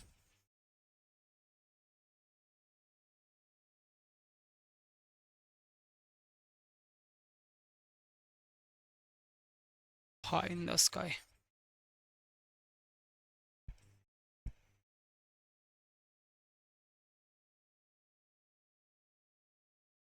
The birds fly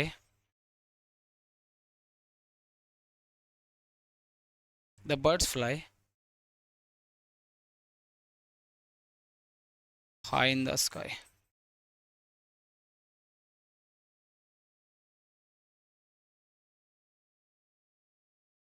the farmers. इसमें मैं दो चार चीज़ें आपको एक्स्ट्रा बताऊंगा, आपने ध्यान में रखनी है. और ये पूरे इंग्लिश में काम आएगी, ऐसे नहीं कि यहाँ काम आएगी. आप कहीं पे भी कैसे भी इंग्लिश पढ़ोगे पूरी इंग्लिश में काम आएगी वो चीज़ें. The farmers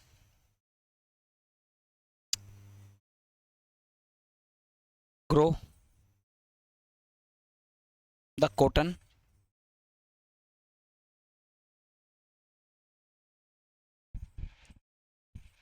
on their field.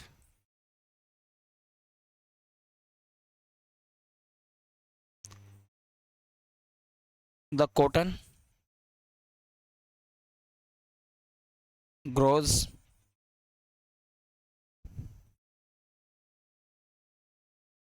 on the farm.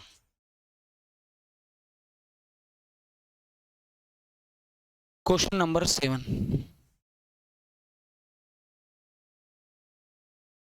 7 question है.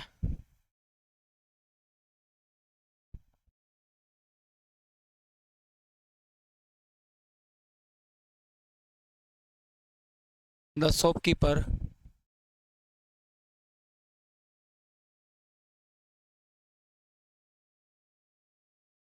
sells his phones या फिर the smartphones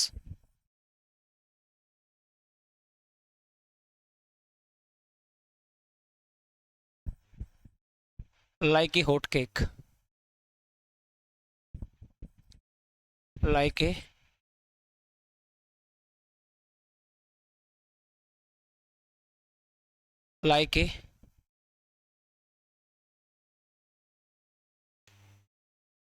hot cake.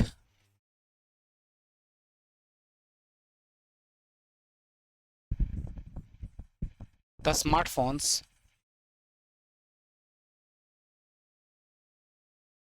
sell like a hot cake.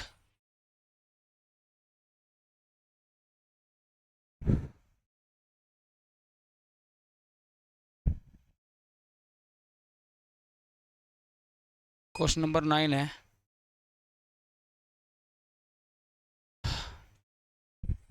A child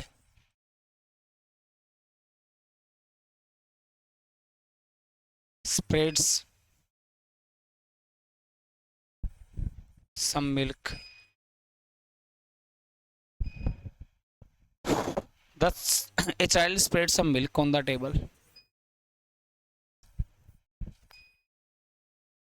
बंद हो गया क्या? एक बार बंद तो नहीं हो गया है? ना फिर भी बुला लो उनको, उनको थोड़ा ज्ञान होगा इन चीज़ के बारे में. Question number 10.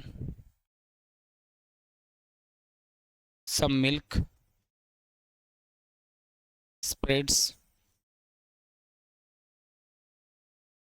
on the table. देखिए भाई कुछ क्वेश्चंस है, मुझे लग रहा है इनफ है. इनफ क्वेश्चंस है. ट्रांसटिव एंड ट्रांसटिव वाला केस समझने के लिए इनफ क्वेश्चंस है. इन क्वेश्चनों को देखो डिस्कस करते हैं. एक बार इन क्वेश्चनों को रीड करना भाई. एक बार इन क्वेश्चनों को एक बार रीड करो और फिर इन क्वेश्चनों को डिस्कस करते हैं डिटेल में. सीखना क्या है, समझना क्या है, क्लास में समझ में आएगा. रटने में और सीखने में क्या डिफरेंस होता है ये भी आपको समझ में आएगा. एक बार लिखे गए सेंटेंस को एक बार डिस्कस कर देंगे बेटा. एक बार इनको रीड करो.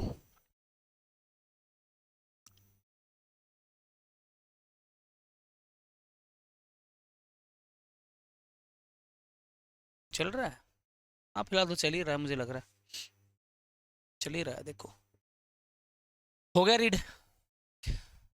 एक बार इन क्वेश्चनों को एक बार रीड करो. और सबसे पहले जो अगर रीड करना है तो इन दोनों क्वेश्चनों को एक बार बड़े ध्यान से रीड करो. क्वेश्चन नंबर फर्स्ट और क्वेश्चन नंबर सेकंड. एक बात मैं आपसे पूछना चाहता हूँ, छोटी ही बात है बेटा.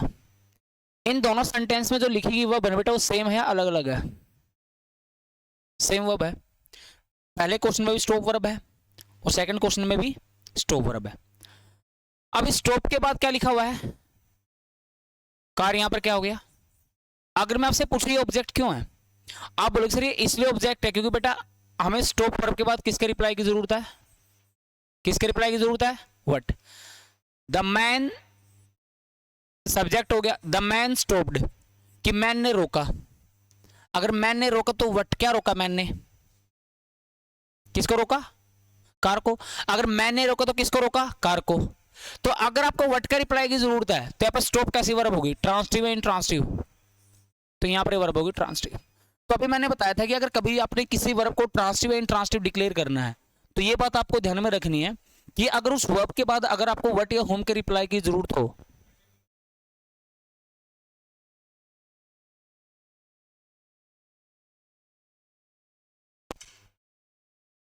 अगर आपको वर्ब, अगर कभी भी सेंटेंस में व्हाट या होम के रिप्लाई की जरूरत हो तो समझ जाना कि उस वर्ब के बाद जो लिखा गया वर्ड है वो क्या है, ऑब्जेक्ट है, और सेंटेंस में वर्ब क्या है, ट्रांसटिव है। सेकंड सेंटेंस में कैसी वर्ब, सेकंड सेंटेंस में कौन सी वर्ब यूज कर रखी है, स्टॉप। लेकिन स्टॉप के बाद जो इजीली लिखा नहीं है वर्ड क्या है, इजीली वर्ड क्या है, एडवर्ब है। एडवर्ब क्यों है, द मैन सब्जेक्ट हो गया, the man stopped, the man stop कि मैन रुका, हाउ कैसे रुका मैन, अगर मैन रुका तो कैसे रुका, इजिली। अगर ये वर्ड हाउ का रिप्लाई है तो ये वर्ड ट्रांसटिव वर्ब है, इंट्रांसटिव वर्ब है। तो पहले सेंटेंस में स्टॉप वर्ब है ट्रांसटिव, लेकिन सेकंड सेंटेंस में जो स्टॉप वर्ब है वो कैसी वर्ब है, इंट्रांसटिव वर्ब है। कैसी वर्ब है, इंट्रांसटिव। अब इसके पीछे रीजन ये भी है स्टूडेंट, इसके पीछे ये भी है रीजन, क्योंकि जो स्टूडेंट स्टॉप वर्ब होती है, कौन सी वर्ब होती है, स्टॉप। स्टॉप के दो मतलब होते हैं, एक तो स्टॉप का मतलब रोक, बेटा रोकना भी होता है, स्टॉप का मतलब है रोकना भी होता है, और स्टॉप का मतलब रुकना भी होता है। स्टॉप का मतलब रोकना भी होता है, स्टॉप का मतलब रुकना भी होता है। अगर स्टॉप का मतलब तो रोकना, स्टॉप का मतलब क्या हो, रोकना, तो एक कैसी वर्ब होती है, कैसी वर्ब होती है। अगर स्टॉप का मतलब हो रुकना तो एक कैसी वर्ब होती है। तो आप पहले सेंटेंस में अगर पढ़ के बताओ कि कहां इसका मतलब रोकना है, कहां रुकना है। पहले सेंटेंस में इसका मतलब रोकना है, रुकना है, रोकना है कि मैंने रोका, किसको रोका, कार को, तो एक कैसी वर्ब हो गई, ट्रांसटिव। सेकंड सेंटेंस में स्टॉप का मतलब रोकना है, रुकना है, रुकना है कि मैन रुका, कैसे रुका मैन, इजिली। कहां पर रुका मैन, पेड़ के पास। मतलब उसके बाद वाली कहानी से हमें कोई मतलब नहीं है, हमें मतलब है उस वर्ब के बाद लिखा गया वर्ड से। बात समझ में आएगी नहीं। तो पहले सेंटेंस में भाई स्टॉप वर्ब है ट्रांसटिव और सेकंड सेंटेंस में स्टॉप वर्ब है इंट्रांसटिव। बहुत बढ़िया भाई। क्वेश्चन नंबर थर्ड का आंसर बताओ। थर्ड और फोर को एक दूसरे के साथ रिलेट करो। दोनों सेंटेंस में कौन सी वर्ब यूज कर रखी है, फ्लाई। अब पहले क्वेश्चन में जो चिल्ड्रन है, चिल्ड्रन यहां पर क्या है, सब्जेक्ट है, और इस फ्लाई के बाद जो काइट्स लिखा है, काइट्स, काइट्स यहां पर क्या है, ऑब्जेक्ट है। अगर कोई आपसे रीजन पूछे, अगर आपसे कोई रीजन ये पूछे कि यहां पर ये ऑब्जेक्ट क्यों है, आप क्या बताओगे। क्योंकि हमें बेटा इस वर्ब के बाद किसके रिप्लाई की जरूरत है, व्हाट के रिप्लाई की जरूरत है, कि children fly, fly, children fly कि बच्चे उड़ाते हैं। व्हाट क्या उड़ाते हैं बच्चे। अगर व्हाट का रिप्लाई चाहिए तो ये वर्ब ट्रांसटिव होगी, इंट्रांसटिव होगी, ट्रांसटिव होगी। तो अगर आपने कभी भी किसी वर्ब को डिक्लेयर करना है कि कोई वर्ब ट्रांसटिव है या इंट्रांसटिव है, तो सबसे बढ़िया मेथड, जो बढ़िया मैकेनिज्म है, नहीं ना रटने की जरूरत है, कुछ भी करने की जरूरत नहीं है, बस ये देखो कि उस वर्ब के बाद जो लिखा गया वर्ड है उसको व्हाट का रिप्लाई की जरूरत है, होम के रिप्लाई की जरूरत है। एक बार देखना गुरुदेव, चेक करना एक बार। तो थर्ड क्वेश्चन में बेटा जो फ्लाई वर्ब हुई है, ये फ्लाई वर्ब कैसी वर्ब है, ट्रांसटिव वर्ब है। अब आते हैं क्वेश्चन नंबर 4 पे। The birds fly high in the sky. अगर मैं आपसे ये बात डिस्कस करूंगी, अब जो हाई वर्ड ने, हाई, हाई किसका वर्ड है, ये हाई किसका वर्ड है, एडवर्ब का वर्ड है। देखो अगर मैं हाई की बात करूं तो हाई जो वर्ड होता है ना, ये एडवर्ब ऑफ मैनर भी होता है, ये हाई वर्ड आपका एडवर्ब ऑफ प्लेस भी होता है। याद रखना है, high word adverb of manner भी होता है और हाई एडवर्ब ऑफ प्लेस भी होता है। आपके पेपर में क्वेश्चन आते हैं जब एडवर्ब के क्वेश्चन डिस्कस करेंगे नहीं, कि हाई और हाईली के बीच में क्या डिफरेंस होता है, फ्री और फ्रीली के बीच में क्या डिफरेंस होता है, सम टाइम और समटाइम्स के बीच में डिफरेंस क्या होता है ना, हार्ड और हार्डली के बीच में क्या डिफरेंस होता है। तो याद रखना जो हाई वर्ड होता है ये एडवर्ब ऑफ मैनर भी होता है, ये आपका एडवर्ब ऑफ प्लेस भी होता है। तो आप कुल मिला के आप यहाँ पर क्या मानोगे, हाई को क्या मानोगे, मैनर मानोगे, प्लेस मानोगे, मैनर मानेंगे नहीं। थर्ड और फोर्थ क्वेश्चन के बीच में डिफरेंस ये है बेटा कि दोनों सेंटेंस में यहाँ पर भी फ्लाई वर्ब यूज की गई है और क्वेश्चन नंबर 4 में भी फ्लाई वर्ब यूज की गई है। थर्ड क्वेश्चन में फ्लाई का मतलब है बेटा उड़ाना, कि बच्चे उड़ाते हैं। क्या उड़ाते हैं बच्चे? पतंग। अगर बच्चे पतंग उड़ाते हैं तो ये फ्लाई कैसी वर्ब हो गई? ट्रांसिटिव वर्ब हो गई। अगर मैं फोर सेंटेंस की बात करूं, द बर्ड्स फ्लाई, यहां पर फ्लाई का मतलब क्या बेटा? उड़ना है या उड़ाना है? उड़ाना तो हो नहीं सकता है, क्योंकि बेटा इस फ्लाई वर्ब का डूअर था चिल्ड्रन, है ना। अगर थर्ड क्वेश्चन की बात करें तो थर्ड क्वेश्चन में फ्लाई वर्ब का डूअर कौन है? चिल्ड्रन है। अगर मैं फोर सेंटेंस की बात करूं, क्या फोर सेंटेंस में क्या फ्लाई वर्ब का डूअर बर्ड्स हो सकते हैं? अब ऐसा हो नहीं सकता भी बर्ड्स उड़ाते हैं, बर्ड्स उड़ाते हैं, बर्ड्स उड़ते हैं, उड़ते हैं। तो कहने का मतलब क्या है बेटा कि फोर सेंटेंस में फ्लाई का मतलब उड़ाना नहीं है, फोर सेंटेंस में फ्लाई का मतलब है उड़ना। अगर फ्लाई का मतलब उड़ना है तो ये वर्ब कैसी वर्ब होगी बेटा? इंट्रांसिटिव वर्ब होगी। तो क्या समझ में आया? ये समझ में आया कि फ्लाई का मतलब उड़ना भी होता है और फ्लाई का मतलब उड़ाना भी होता है। अगर फ्लाई का मतलब हो उड़ाना, फ्लाई का मतलब क्या हो बेटा? उड़ाना। अगर फ्लाई का मतलब हो उड़ाना, अगर बेटा फ्लाई का मतलब क्या हो? उड़ाना। क्या मतलब हो भाई? उड़ाना मतलब हो, क्या हो गया भाई? ये तो कई बार ये वेट वाला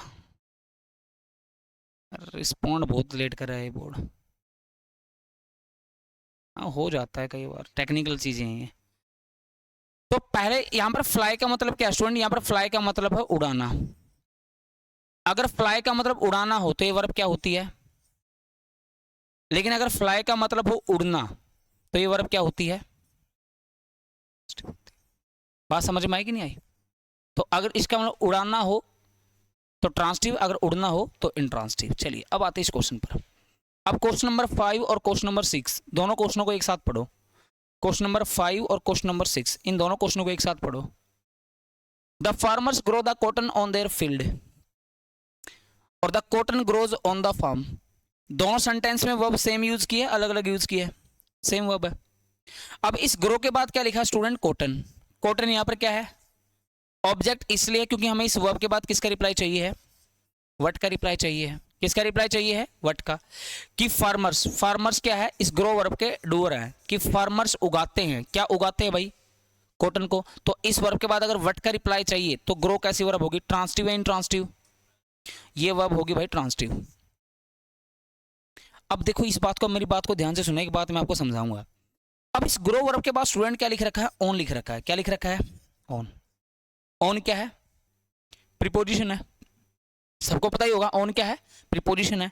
और ये बात आपने हमेशा याद रखनी है बेटा कि प्रीपोजिशंस के बाद, प्रीपोजिशंस के बाद हमेशा ही क्या लिखने पड़ते हैं? क्या लिखने पड़ते हैं? ऑब्जेक्ट। वर्ब के बाद ऑब्जेक्ट आ भी सकता है और नहीं भी आ सकता। मैंने क्या बोला? वर्ब के बाद ऑब्जेक्ट आ भी सकता है और नहीं भी आ सकता। लेकिन ये बात याद रखना कि जब आप कभी भी किसी भी सेंटेंस में, जब आप कभी भी किसी भी सेंटेंस में क्या लिखोगे बेटा? क्या लिखोगे? प्रीपोजिशंस लिखोगे। क्या लिखोगे? प्रीपोजिशन लिखोगे। तो याद रखना बेटा प्रीपोजिशंस के बाद हमेशा ही क्या लिखने पड़ते हैं? ऑब्जेक्ट। याद रखना प्रीपोजिशन के बाद हमेशा ही ऑब्जेक्ट लिखने पड़ते हैं। वर्ब के बाद आ भी सकता है और नहीं भी आ सकता, लेकिन प्रीपोजिशंस के बाद हमेशा ही क्या लिखने पड़ते हैं? ऑब्जेक्ट। अगला पॉइंट, जब आप प्रीपोजिशन के बाद ऑब्जेक्ट लिखते हो तो वो ऑब्जेक्ट हमेशा किसके होते हैं? प्रीपोजिशन के होते हैं। अब अगला पॉइंट, जब आप प्रीपोजिशन के बाद ऑब्जेक्ट लिखते हैं तो स्टूडेंट ये दोनों मिलकर क्या बनाते हैं? ये दोनों मिलकर बनाते हैं फ्रेज। क्या क्या बनाते हैं भाई? ये दोनों मिलकर फ्रेज। याद रखना मैं इसको फ्रेज क्यों बोल रहा हूं? फ्रेज बोलते हैं स्टूडेंट ग्रुप ऑफ वर्ड्स को, शब्दों के समूह को। जब आप कभी भी दो या दो से अधिक शब्द को मिलाकर लिखते हैं, जब आप कभी भी दो या दो से अधिक शब्द को मिलाकर लिखते हैं, दो या दो से अधिक वर्ड्स को मिलाकर लिखते हैं, तो उसको हम क्या बोलते हैं? फ्रेज बोलते हैं। क्या बोलते हैं भाई? फ्रेज। मैं इसलिए इसको फ्रेज बोल रहा हूं क्योंकि ये भी एक वर्ड है और ये भी एक वर्ड है, तो दोनों वर्ड मिलकर क्या बना देंगे? फ्रेज बना देंगे, क्योंकि शब्दों के समूह को ही हम क्या बोलते हैं? फ्रेज बोलते हैं। तो प्रीपोजिशन प्लस में ऑब्जेक्ट दोनों मिलकर फ्रेज बनाएंगे। जो ये फ्रेज होगी, जो ये फ्रेज होगी, ये फ्रेज आपकी एडजेक्टिव भी हो सकती है और ये फ्रेज भाई आपकी एडवर्ब भी हो सकती है। क्या समझ में आया? कि यहां पर जो लिखी गई फ्रेज है, याद रखना मेरी बात को। अब मेरी बात को इंपॉर्टेंट बात है, इस बात को ध्यान में रखना है। जब आप सेंटेंस में प्रीपोजिशन के बाद ऑब्जेक्ट लिखते हो तो दोनों मिलकर क्या बनाते हैं? मेरे साथ बोलना भाई, फ्रेज। जो फ्रेज होती है, या तो फ्रेज कौन सी होती है? या फिर कौन सी फ्रेज होती है? हम कैसे डिसाइड करेंगे कि भाई वो एडजेक्टिव फ्रेज है, एडवर्ब फ्रेज है? मेरी बात को ध्यान में रखना। अगर कभी भी उस फ्रेज को विच या व्हाट काइंड ऑफ के रिप्लाई की जरूरत हो, किसके रिप्लाई की जरूरत हो भाई? विच या व्हाट काइंड ऑफ के रिप्लाई की जरूरत हो, विच या व्हाट काइंड ऑफ के रिप्लाई की जरूरत हो, तो समझ आना कि वो लिखी फ्रेज क्या है? एडजेक्टिव है। लेकिन अगर उस फ्रेज को व्हेन, वेयर, वाई और हाउ के रिप्लाई की जरूरत हो, अगर उस फ्रेज को व्हेन, वेयर, वाई और हाउ के रिप्लाई की जरूरत हो, समझ जाना कि वो कैसी फ्रेज है? एडवर्ब है। अब देखो इस बात को अप्लाई करके देखते हैं, अप्लाई करके देखते हैं। ये प्रीपोजिशन है, ये प्रीपोजिशन का ऑब्जेक्ट है, ये दोनों मिलकर क्या बनाएंगे? क्या बनाएंगे भाई? फ्रेज। ये दोनों मिलकर क्या बनाएंगे? फ्रेज। अब आपने ये देखना कि अगर ये दोनों मिलकर फ्रेज बनाएंगे, ये फ्रेज कैसी है? एडजेक्टिव है, एडवर्ब है? आप बताओ। द कॉटन, कॉटन के यहां पर क्या हो गया? Subject. The cotton grow, cotton उगती है, तो इस कॉटन के बाद, इस ग्रो वर्ब के बाद, इस ग्रो वर्ब के बाद हमें किसका रिप्लाई चाहिए? विच का, व्हाट काइंड ऑफ का, व्हेन, वेयर, वाई, हाउ, किसका रिप्लाई चाहिए? द कॉटन ग्रोज, की कॉटन उगती है। वेयर, कहां पर उगती है भाई? अगर कॉटन उगती है तो कहां उगती है? On the farm. कहां पर उगती है भाई? फार्म में उगती है। अगर वेयर का रिप्लाई चाहिए तो ये कैसी फ्रेज होगी? ये कैसी फ्रेज होगी? आप बोलो सर ये फ्रेज होगी एडवर्ब। कैसी फ्रेज होगी भाई? ये कैसी फ्रेज होगी? एडवर्ब फ्रेज होगी। अगर एडवर्ब फ्रेज होगी तो इस सेंटेंस में जो लिखी वर्ब है ट्रांसिटिव है, इंट्रांसिटिव है? आप बोलो सर इंट्रांसिटिव वर्ब है। तो क्या समझ में आया? इससे यह समझ में आया कि ग्रो का मतलब उगना भी होता है और ग्रो का मतलब उगाना भी होता है। पहले मतलब फिफ्थ क्वेश्चन में ग्रो का मतलब क्या है? उगना है, उगाना है? उगाना है, क्योंकि इसमें इस वर्ब का डूअर कौन है? फार्मर है। तो फार्मर उगाते हैं, क्या उगाते हैं? कॉटन। क्या इस ग्रो वर्ब का डूअर कॉटन हो सकता है? नहीं। तो इस यहां पर ग्रो का मतलब क्या है? उगना है, उगाना है? उगना है। कि ग्रो, कॉटन ग्रो, कि कॉटन उगती है, कॉटन ग्रोज, कॉटन उगती है। वेयर, कहां पर उगती है? On the farm. कहां पर उगती है? On the farm. अगर वेयर का रिप्लाई चाहिए तो कौन सी फ्रेज होगी भाई आपकी? एडवर्ब फ्रेज होगी। और लिखी हुई वर्ब क्या होगी? ट्रांसिटिव है, इंट्रांसिटिव? इंट्रांसिटिव। दूसरा पॉइंट आपको यह समझ में आया कि बेटा जो ग्रो वर्ब होती है, कौन सी वर्ब होती है? ग्रो। जो ग्रो वर्ब होती है बेटा, ग्रो का मतलब क्या होता है बेटा? ग्रो का मतलब उगना भी होता है, ग्रो का मतलब उगना भी होता है, और ग्रो का मतलब उगाना भी होता है। अगर ग्रो का मतलब उगाना है तो कैसी वर्ब है भाई? ये ट्रांसिटिव। अगर ग्रो का मतलब उगना है तो ये कैसी वर्ब है? ट्रांसिटिव। तो मैं आपको ये समझा रहा हूं कि भाई कुछ ऐसी वर्ब होती है जो दोनों रंग उड़ सकती है। मैं क्या समझा रहा हूं? कुछ ऐसी वर्ब होती है जो दोनों रंग उड़ सकती है। दोनों रंग का मतलब ये है कि बेटा आप उसको सेंटेंस में ट्रांसिटिव और इंट्रांसिटिव दोनों तरीके से यूज, दोनों तरीके से यूज कर सकते हो। अब इस क्वेश्चन का आंसर बताओ। Question number 7, question number 8, question number 7, question number 8। ये जो प्रीपोजिशन प्रश्न में ऑब्जेक्ट वाली बात समझ में आई भाई? ये पूरी इंग्लिश में काम आएगी। क्यों काम आएगी? क्योंकि भाई चाहे तुम एरर डिडक्शन वाले क्वेश्चन करो, चाहे तुम फिल इन द ब्लैंक्स वाले क्वेश्चन करो, सेंटेंस कोई एक अकेला टॉपिक से नहीं बनता कि पूरा टेंस का क्वेश्चन है, पूरा सेंटेंस का क्वेश्चन है। एक क्वेश्चन बनाने के लिए पूरी ग्रामर की जरूरत पड़ती है, पूरी ग्रामर की जरूरत पड़ती है, प्रीपोजिशन की जरूरत पड़ती है, प्रीपोजिशन के बाद ऑब्जेक्ट की जरूरत पड़ती है, वर्ब की जरूरत पड़ती है, सब्जेक्ट की जरूरत पड़ती है, नाउन की जरूरत पड़ती है, प्रोनाउन की जरूरत पड़ती है। हाँ या ना? तो कुल मिला के बात है, कोई अकेला टॉपिक एक पर्टिकुलर टॉपिक से नहीं बनता है, पूरा सेंटेंस पूरी ग्रामर से बनता है। अब क्वेश्चन नंबर 7 का बताओ।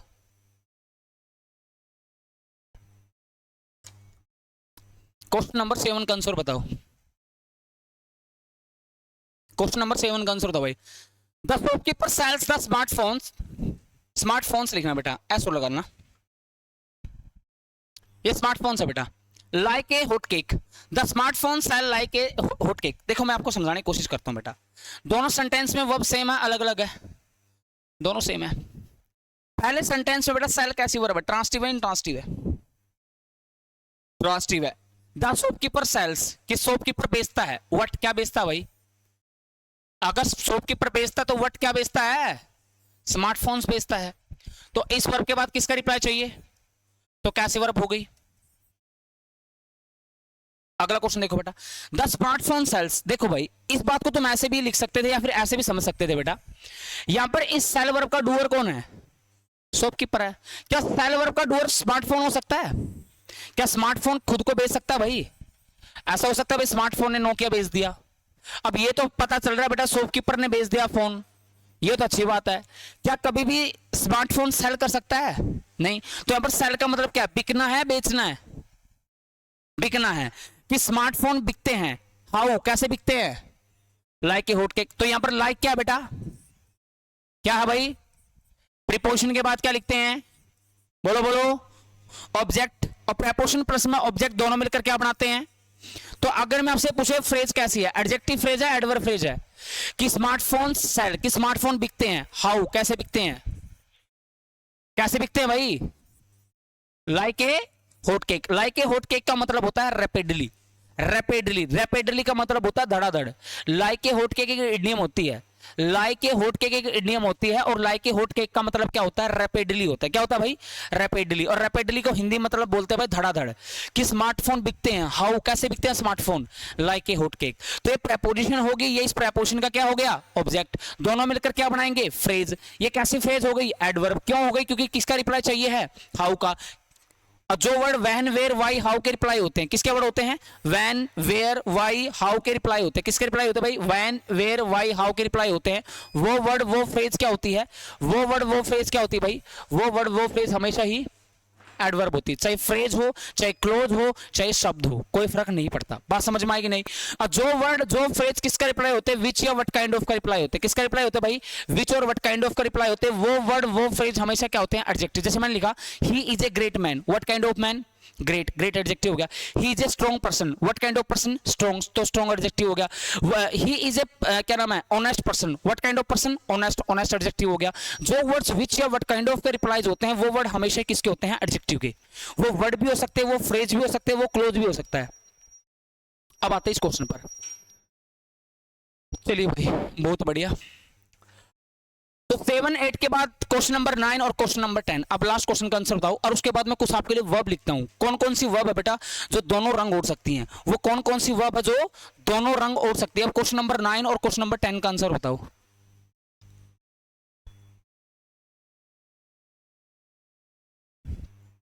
दोनों सेंटेंस में वर्ब कौन सी यूज कर रखी है बेटा? यहां पे भी स्प्रेड्स है और यहां पर भी स्प्रेड्स है। फर्स्ट सेंटेंस में स्प्रेड जो वर्ब है, ट्रांसिटिव है, इंट्रांसिटिव है? ट्रांसिटिव है, क्योंकि बेटा इस वर्ब का डूअर कौन है। और दूसरा पॉइंट ये भी है बेटा, हमें इस वर्ब के बाद किसका रिप्लाई चाहिए, व्हाट का। किस, ए चाइल्ड स्प्रेड्स व्हाट। तो यहां पर लिखी गई वर्ब क्या होगी, ट्रांसिटिव है, इंट्रांसिटिव?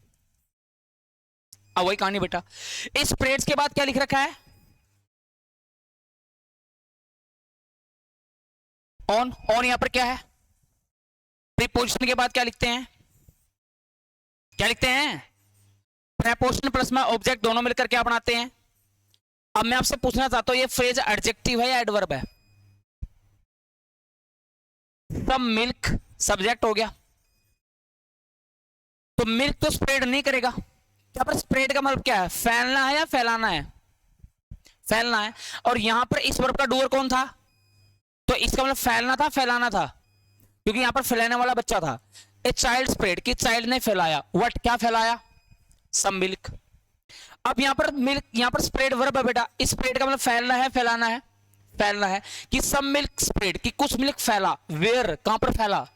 इसके बाद हमें किसका रिप्लाई चाहिए, किसका रिप्लाई चाहिए, वेयर का। कि अगर दूध फैला तो कहां पर फैला, ऑन द टेबल। किस पर फैला भाई, टेबल पर फैला। अगर वेयर का रिप्लाई चाहिए तो ये कौन सी फ्रेज होगी, अगर एडवर्ब फ्रेज होगी तो स्प्रेड कैसी वर्ब होगी, ट्रांसिटिव है, इंट्रांसिटिव?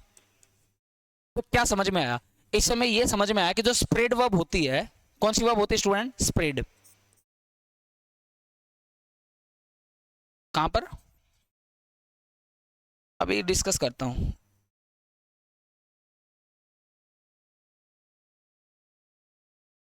फैलना भी होता है, फैलाना भी होता है। अगर फैलाना हो तो एक कैसी वर्ब होगी, अगर फैलना होगा तो कैसी वर्ब होगी। आप पूछो डाउट कहां था। क्वेश्चन नंबर 10 की बात कर रहे हो आप। एक बात बताओ, एक बात बताओ, मैं आपकी बात मान भी लूं, एक छोटी सी बात बताओ। अगर तुमने थोड़ा बहुत एडजेक्टिव पढ़ा हो दी, तो एडजेक्टिव की आप डेफिनेशन ही बता दो। एडजेक्टिव ऐसे वर्ड्स होते हैं जो नाउन और प्रोनाउन को डिस्क्राइब करते हैं। अगर एडजेक्टिव फ्रेज होगी तो कहाँ है वो नाउन, कहाँ है वो प्रोनाउन जिसको डिस्क्राइब करेगा। अब एक छोटी सी बात मैं आपसे पूछना चाहता हूँ, कहाँ है वो नाउन जिसको ये एडजेक्टिव डिस्क्राइब करेगा। क्या एडजेक्टिव सेंटेंस में अकेले आ सकते हैं? नहीं आ सकते, नहीं, क्योंकि एडजेक्टिव की डेफिनेशन यही बोल रही है कि एडजेक्टिव ऐसे वर्ड्स होते हैं जो नाउन और प्रोनाउन को डिस्क्राइब करते हैं। तो अगर मैं आपको इसको एडजेक्टिव फ्रेज मान भी लूं तो कहाँ वो नाउन है ही नहीं।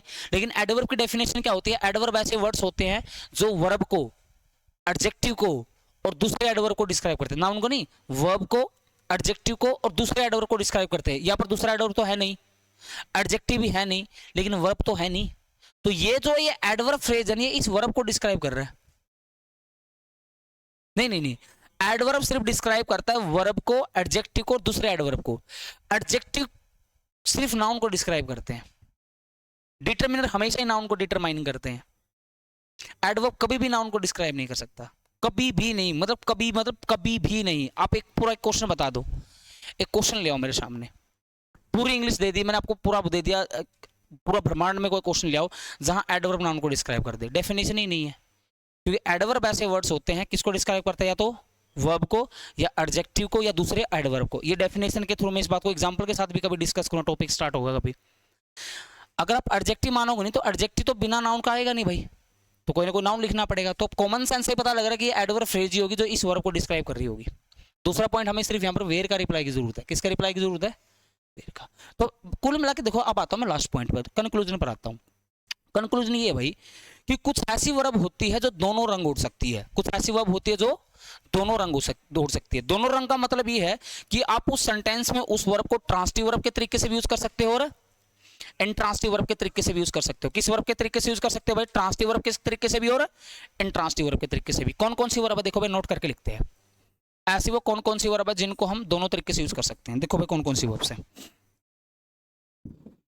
सबसे पहले लिखना भाई यहाँ पर स्टॉप। स्टॉप का मतलब रोकना भी होता है और रुकना भी होता है।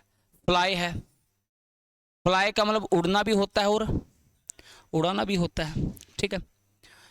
ओपन है बेटा, ओपन का मतलब खोलना भी होता है और मतलब खोल देना भी होता है और खुलना भी होता है। जैसे गेट है गई, जैसे ये डोर है, कई बार हम डोर को खुद खोलते भी हैं और कई बार डोर अपने आप भी खुल जाता है हवा के झोंके से, किसी और चीज से, है ना। क्लोज का मतलब बेटा, क्लोज का मतलब बंद करना भी होता है और बंद होना भी होता है। कई बार डोर अपने आप भी क्लोज हो जाता है, कई बार हम खुद भी क्लोज कर देते हैं। बोलो, क्लोज का मतलब क्लोज बंद कर देना भी होता है, बंद हो जाना भी होता है। उसके बाद यहां पर लिखना बर्न।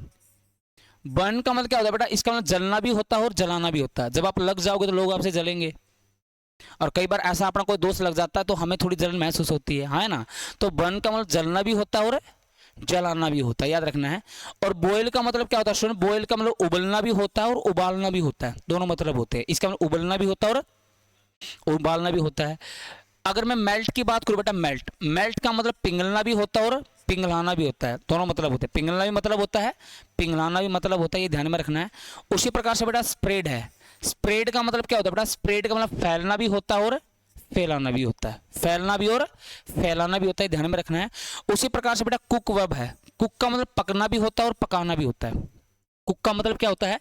पकना भी होता है और पकाना भी होता है। अगर मैं बात करूं बेटा चेंज वर्ब की, तो कई बार चेंज का मतलब चेंज कर देना भी होता है और चेंज का मतलब बेटा चेंज हो जाना भी होता है। आपने देखा होगा कि कई बार शादी के बाद लेडी बोलती है कि आप चेंज हो गए हो, क्या पता बेचारी ने खुद को उसको चेंज कर दिया। तो चेंज का मतलब चेंज कर देना भी होता है और चेंज हो जाना भी होता है, दोनों मतलब होते ही नहीं होते, आप बताओ। उसी प्रकार से बेटा ग्रो है। ग्रो, ग्रो का मतलब उगना भी होता है और उगाना भी होता है, भी डिस्कस किया था। ग्रो का मतलब उगना भी होता है और उगाना भी होता है। उसी प्रकार से अगर मैं बात करूं बेटा स्प्लिट, स्प्लिट वर्ब की बात करूं बेटा, स्प्लिट का मतलब अलग कर देना भी होता है और अलग हो जाना भी होता है। कई बार किसी कपल को अलग कर भी दिया जाता है, कई बार वो अलग हो भी जाते हैं। तो स्प्लिट का मतलब अलग कर देना भी होता है और अलग हो जाना भी होता है, ये बात ध्यान में रखनी है। क्या होता है भाई? इसका मतलब अलग कर देना भी होता है और अलग हो जाना भी होता है, ये आपको ध्यान में रखना है, ठीक है। तो कुछ वर्ब्स है, ये कुछ वर्ब्स है बेटा, ध्यान में रखने हैं। इन वर्ब्स को आप सेंटेंस में, बाकी सेल मैंने लिखी नहीं, आप लिख सकते हो। सेल का मतलब बिकना भी होता है और बेचना भी होता है। मैं एटसेट्रा लिख देता हूं भाई। सेल का मतलब बिकना भी होता है और बेचना भी होता है, तो एटसेट्रा मैंने लिख दिया। ये ऐसी वर्ब्स होती हैं, ये भाई ऐसी वर्ब्स होती है जिनको आप सेंटेंस में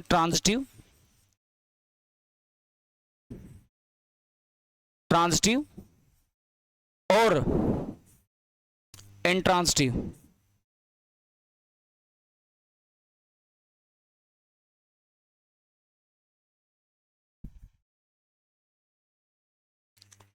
दोनों तरीके से यूज, दोनों तरीकों से यूज कर सकते हो।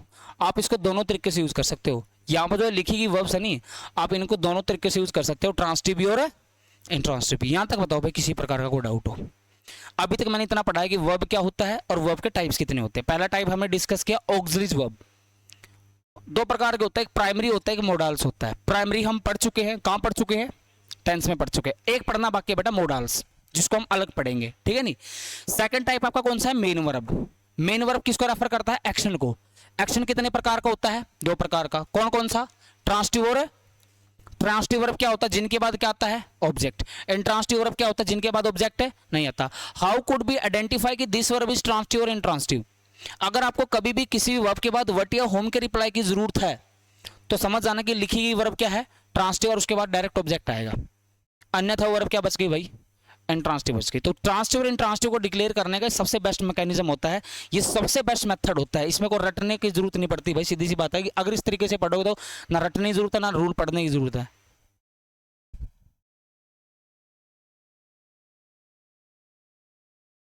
इतना चलने चलने दो है। देखो भाई मर्जी है, अभी मेरा अपना जो टाइम बाकी है शेष लगभग आधा घंटा बाकी है। एक कंसेप्ट और समझा दूंगा, बोलो करवा दूं। चलिए, तो यहां तक तो कहानी सबको समझ में आई भाई, ये जो कहानी है क्लियर यहां तक। चलिए अब आगे कहानी डिस्कस करते हैं। तो आगे कहानी के लिए सबसे पहले मैं लिखता हूं कुछ क्वेश्चन। अभी तक मैंने बेटा जो ट्रांसटिव वर्ब में मेन वर्ब में मैंने एक पॉइंट पढ़ा है कि कुछ ऐसी वर्ब होती है जो दोनों रंग उड़ सकती है। अब अगला पॉइंट देखो, अगला पॉइंट मैं पहले कुछ क्वेश्चंस लिखता हूं, एक बार उन क्वेश्चनों के आपने खुद आंसर बताने हैं। हाउ अभी पहले हम अभी हम पहले बेसिक डिस्कस कर रहे हैं। अब ट्रांसटिव और इंट्रांसटिव दोनों वाला हो गया। अब मैं सिर्फ ट्रांसटिव वाला करवाऊंगा, फिर इंट्रांसटिव वाला करवाऊंगा। तो अपनी जो पहले दो क्लासें रहेंगी नहीं, जो जैसे आज की 2 घंटे क्लास है और कल मान के चलो कि अपनी आधा पौना 1 घंटा की क्लास है, ये बेसिक क्लास है। उसके बाद हम डिस्कस करेंगे इससे रिलेटेड हमारे एग्जाम में आने वाले क्वेश्चंस की, कि वर्ब से रिलेटेड हमारे एग्जाम में क्वेश्चन कैसे आएंगे। तो जो अपना 3 घंटे क्लास होती है ना, वो अपने बेसिक की क्लास होती है। उसके बाद कंसेप्ट स्टार्ट होते हैं एग्जाम में। और ये जो 3 घंटे क्लास होती है वो ज़्यादा इंपॉर्टेंट होती है उन कंसेप्ट को समझने के लिए। कंसेप्ट तभी समझ में आएंगे जब अपने बेसिक्स क्लियर होंगे। बेसिक्स ही क्लियर नहीं होंगे तो भाई अगर किसी को ट्रांसटिव ट्रांसटिव का ही नहीं पता तो क्वेश्चन कैसे कर पाएगा वो, है ना। तो ये भी डिस्कस कर रहे हैं, ये स्टार्टिंग की फेज है भाई। तो पहले कुछ क्वेश्चन लिखो भाई आपके लिए। चलिए अब इन क्वेश्चन में देखो स्टूडेंट कैसे फंसता है। देख कैसे फंसता मैं आपको बताऊंगा। आप पहला क्वेश्चन देखना, मैंने पहला सेंटेंस लिखा आपके लिए।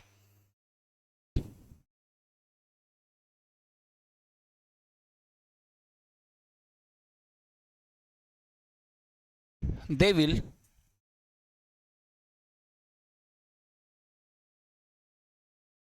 Qualify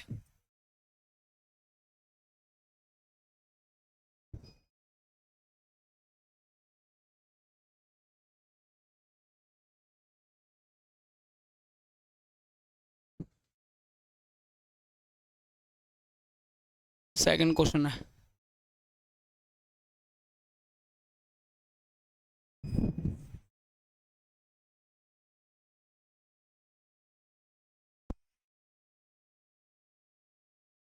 the students the students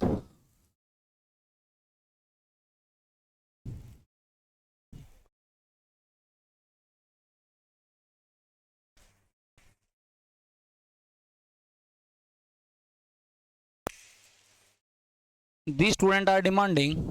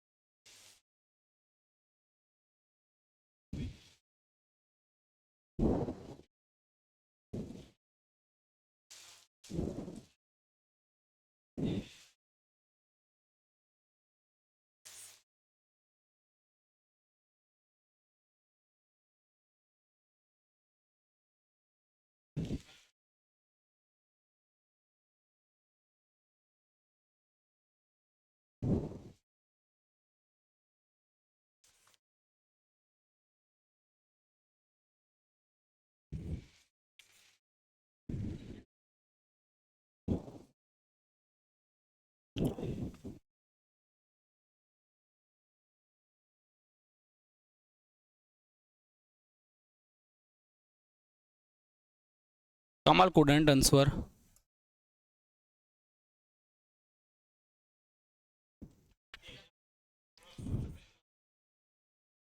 ये नहीं होगा, नहीं, ये तो लाइट तो ऑन करनी पड़ेगी. Kamal couldn't answer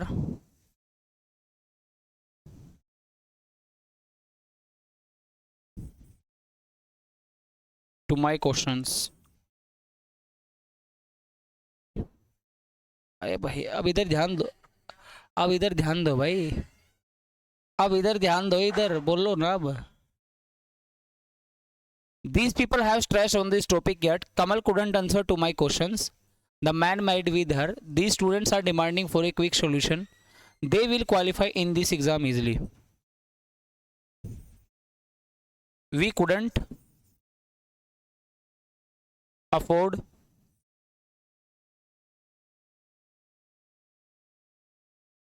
to this costly car. To this costly car. Question number 7.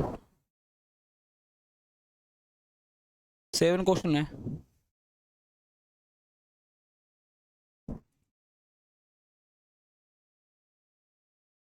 We didn't lack of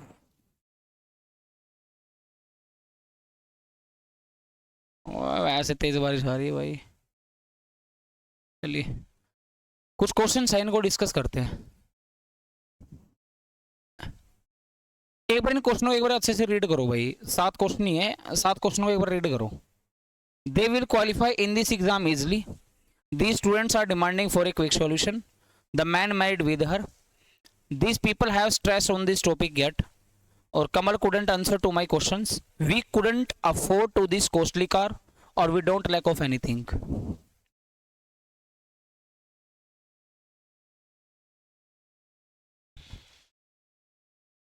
आपके सामने 7 सेंटेंसेस लिखे हैं. बस मुझे ये बता दो कि 7 सेंटेंसेस में से कितने सेंटेंसेस सही है और कितने सेंटेंसेस गलत है. 7 सेंटेंसेस को पढ़ के मुझे ये बता दो कि कितने सेंटेंसेस सही है और कितने सेंटेंसेस गलत है.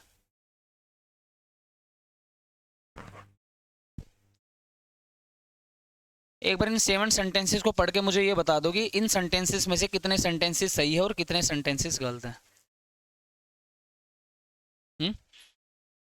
पहला सही है. सेकंड, फर्स्ट सही है और सेकंड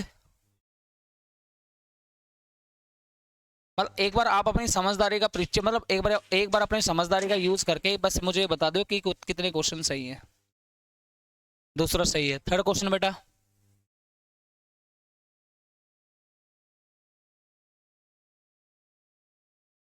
क्या आता है? 2 आता है. बस ये बता दो कि इनमें कितने क्वेश्चन सही है. बस पहला क्वेश्चन सही है लास्ट में.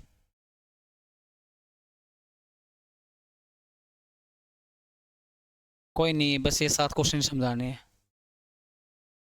कितने क्वेश्चन सही हैं? 7 ही क्वेश्चन सही है, कोई 2 गलत है, 3 सही है, कितने, ऐसा क्या सीन है?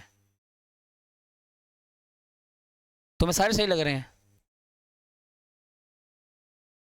मैरिट हो सकता है, बाकी सेंटेंसेस सही है. अब देखो भाई, अगर हम पहले क्वेश्चंस को रीड करें, दे will qualify in this exam easily, तो इनका मतलब क्या होता है? इनका मतलब क्या होता है में कि ये इस एग्जाम में आसानी से क्या हो जाएंगे? क्वालिफाई हो जाएंगे. These students are demanding for a quick solution. For का मतलब क्या होता है भाई? फॉर का मतलब होता है के लिए, कि जो ये स्टूडेंट है वो किसके लिए डिमांड कर रहे हैं? क्विक सोल्यूशन के लिए डिमांड कर रहे हैं भाई, जल्दी से इनको सोल्यूशन चाहिए ऐसा. द मैन मैरिड, कि मैन ने शादी की. विद का मतलब क्या होता है? विद का मतलब क्या होता है? के साथ. किसके साथ शादी की भाई? हर के साथ. The people have stress on this topic. On का मतलब क्या होता है स्टूडेंट? ऑन का मतलब होता है पर। ऑन का मतलब क्या होता है? पर। कि जो ये लोग हैं स्ट्रेस हो चुके हैं, किस पर स्ट्रेस हो चुके हैं? इस टॉपिक पर स्ट्रेस हो चुके हैं। ऑन मतलब पर। अगर फिफ्थ सेंटेंस की बात करें बेटा, फिफ्थ सेंटेंस में क्या कि कमल कुडंट आंसर, कि कमल आंसर नहीं दे इसका। टू का मतलब क्या होता है बेटा? को। टू का मतलब क्या होता है? को। किस क्वेश्चन को आंसर नहीं दे इसका?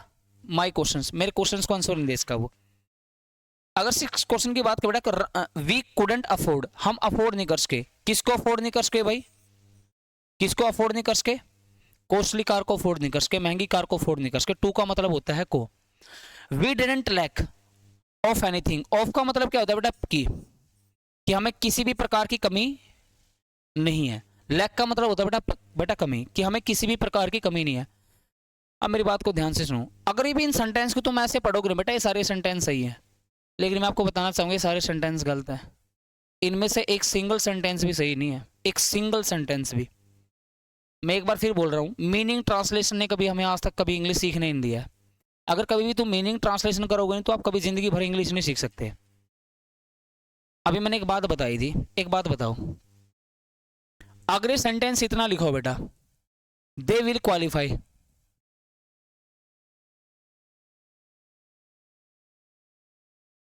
अगर बेटा सेंटेंस इतना लिखा हो, दे विल क्वालिफाई, तो इस सेंटेंस का मीनिंग कंप्लीट है इनकम्प्लीट है? अगर मैं आपसे एक छोटी सी बात पूछूं कि सेंटेंस क्या होता है, तो आप बोलोगे सर सेंटेंस वो होता है जो अपना कंप्लीट आइडिया एक्सप्रेस करता है। क्या मेरी बात से सहमत हो? सेंटेंस क्या होता है? जो अपना कंप्लीट आइडिया एक्सप्रेस करता है, अपना कंप्लीट मीनिंग कन्वे करता है। अगर मैं आपसे पूछूं कि अगर ये सेंटेंस इतना लिखा हो तो इस सेंटेंस का मीनिंग कंप्लीट है इनकम्प्लीट है? इनकम्प्लीट है नहीं, कि दे विल क्वालिफाई, वो क्वालिफाई करेंगे। तो आप बताइए बेटा, क्या इस वर्ब के बाद हमें व्हाट का रिप्लाई चाहिए कि नहीं चाहिए? दे विल क्वालिफाई व्हाट, अगर क्वालिफाई करेंगे तो क्या क्वालिफाई करेंगे? फिजिकल टेस्ट को क्वालिफाई करेंगे, स्क्रीनिंग टेस्ट को क्वालिफाई करेंगे, या रिटन टेस्ट को क्वालिफाई करेंगे? तो कुल मिला के बात यह है कि हमें इस वर्ब के बाद किसका रिप्लाई चाहिए है?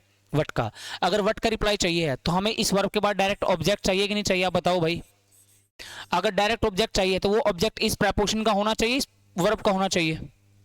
बोलो, किसका होना चाहिए? प्रेपोजिशन का या वर्ब का? वर्ब का होना चाहिए। क्यों होना चाहिए? क्योंकि ये वर्ब क्या हो गई? ट्रांसिटिव होगी, क्योंकि ट्रांसिटिव वर्ब के बाद हमेशा डायरेक्ट क्या आते हैं? बोलो, अगर ऑब्जेक्ट रहते हैं तो क्या इसके बाद इन प्रेपोजिशन आएगा?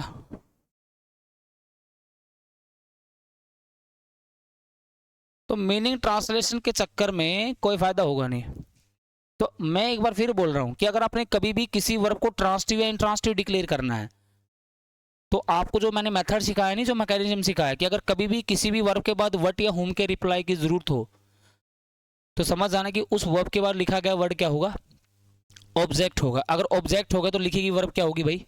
ट्रांसिटिव होगी। एक बार फिर, अगर ये सेंटेंस इतना लिखा हो तो इस सेंटेंस का मीनिंग कंप्लीट है इनकम्प्लीट है? इनकम्प्लीट है, कि दे दी स्टूडेंट आर डिमांडिंग, ये स्टूडेंट डिमांड कर रहे हैं। व्हाट, क्या डिमांड कर रहे हैं? तो आपको बताना पड़ेगा, अगर डिमांड कर रहे हैं तो क्या डिमांड कर रहे हैं भाई? टीचर्स की डिमांड कर रहे हैं, मतलब एक क्वालिटी टीचर की डिमांड कर रहे हैं। ये स्टूडेंट भाई एसी की डिमांड कर रहे हैं, पंखों की डिमांड कर रहे हैं, क्या नाम है, नए जनरेटर की डिमांड कर रहे हैं। तो किसकी डिमांड कर रहे हैं? किसकी डिमांड कर रहे हैं भाई स्टूडेंट?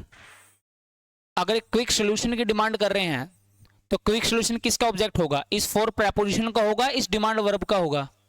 अगर डिमांड वर्ब का होगा तो डिमांड कैसी वर्ब होती है? ट्रांसिटिव या इंट्रांसिटिव? और इसके बाद हमेशा एग्जामिनर कौन सी प्रेपोजिशन लिख के देता है? फोर, जो आपने नहीं लिखनी है।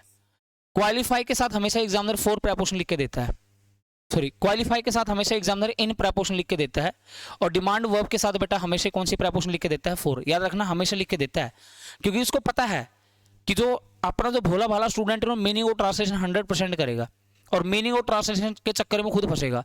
अगर फंसेगा तो फिर क्वेश्चन भी नहीं बनेगा भाई, सीधी सी बात है, नंबर कटेगा। तो आपको इस तरीके से फंसाता हो। एक बात फिर बताइए भाई, अगर ये सेंटेंस इतना लिखा हो तो इस सेंटेंस का मीनिंग कंप्लीट है इनकम्प्लीट है? द मैन मैरिड, कि मैन ने शादी की, तो इस वर्ब के बाद हमें व्हाट का रिप्लाई चाहिए? होम का। होम का रिप्लाई चाहिए, कि मैन ने शादी की। होम, किसके साथ शादी की भाई? अगर किसके साथ शादी की भाई, तो हर यहां पर क्या हो गया?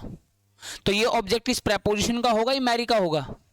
इस मैरी वर्ब का होगा। तो मैरी कैसी वर्ब होती है? याद रखना, कैसी वर्ब होती है? अगर ट्रांसिटिव होती है क्या इसके पास साथ विद आता है? एक बात बताऊं आपको, मैरिड के साथ विद भी आता है, मैरिड के साथ टू भी आता है। जो आपने बोला ना टू, तब आता है जब ये मैरिड एडजेक्टिव हो, एडजेक्टिव हो। जब मैरिड वर्ड एडजेक्टिव होता है नहीं, तब इसके साथ टू या विद आता है, अन्यथा इस मैरी के साथ डायरेक्ट ऑब्जेक्ट आता है। याद रखना है। समझा दूं या छोड़ दूं? बाद में समझा दूं क्या? बाद में समझा दूंगा। मतलब ये मैं डिस्कस करूंगा प्रीपोजिशन के अंदर। कहां पर? प्रीपोजिशन के अंदर। वर्ब के अंदर डिस्कस करने का कोई फायदा नहीं है। अब यहां पर आओ, दीज पीपल हैव स्ट्रेस्ड। अगर सेंटेंस इतना लिखा हो तो सेंटेंस का मीनिंग कंप्लीट है इनकम्प्लीट है? इनकम्प्लीट है कि दीज पीपल हैव स्ट्रेस, ये लोग स्ट्रेस हो चुके हैं। आपको बताना पड़ेगा व्हाट, क्या स्ट्रेस हो चुके हैं भाई? This topic. तो अगर इस वर्ब के बाद अगर आपको व्हाट का रिप्लाई की जरूरत है, किसका रिप्लाई की जरूरत है, तो ये वर्ब कैसी वर्ब होगी? ट्रांसिटिव है इंट्रांसिटिव? तो स्ट्रेस भी वर्ब तुम्हारी ट्रांसिटिव वर्ब होती है भाई। और स्ट्रेस के साथ हमेशा एग्जामिनर कौन सी प्रेपोजिशन लिख के देता है? ऑन, जो आपने नहीं लिखना है। मैं आपको ये बता रहा हूं कि अगर ये सेंटेंस में बेटा वर्ब हो, क्या हो? वर्ब हो, तो सारी सारी वर्ब क्या होती है? ट्रांसिटिव होती है। कब? जब ये वर्ब हो तो इनके बाद हमेशा एग्जामिनर यही प्रेपोजिशन लिख के देता है जो मैं आपके सामने लिखी है। स्ट्रेस के साथ ऑन देगा, मैरी के साथ विद देगा, डिमांड के साथ फॉर देगा, क्वालिफाई के साथ इन देगा। बस 2-4 मिनट का रहेगा बस। कमल कुडंट आंसर, अगर सेंटेंस इतना लिखा हो तो इस सेंटेंस का मीनिंग कंप्लीट है इनकम्प्लीट? कि कमल कुडंट आंसर, कि कमल आंसर नहीं दे इसका, तो व्हाट किसका आंसर नहीं दे इसका भाई? तो किसका आंसर नहीं दे इसका भाई? वो मेरे क्वेश्चंस का। तो ये ऑब्जेक्ट किसका बनेगा? इस प्रेपोजिशन का बनेगा या आंसर वर्ब का? तो आंसर कैसी वर्ब हो गई? तो इसके साथ टू आएगा नहीं। एक बार फिर, अगर ये सेंटेंस इतना लिखा हो तो सेंटेंस का मीनिंग कंप्लीट है इनकम्प्लीट? कि वी कुडंट अफोर्ड, कि हम अफोर्ड नहीं कर सके। व्हाट, क्या अफोर्ड नहीं कर सके भाई? अगर हम अफोर्ड नहीं कर सके तो क्या अफोर्ड नहीं कर सके? दिस कॉस्टली कार क्या हो गया? ऑब्जेक्ट। किसका ऑब्जेक्ट हो गया? अफोर्ड वर्ब का। अफोर्ड कैसी वर्ब हो गई? ट्रांसिटिव। तो क्या इसके साथ टू आएगा?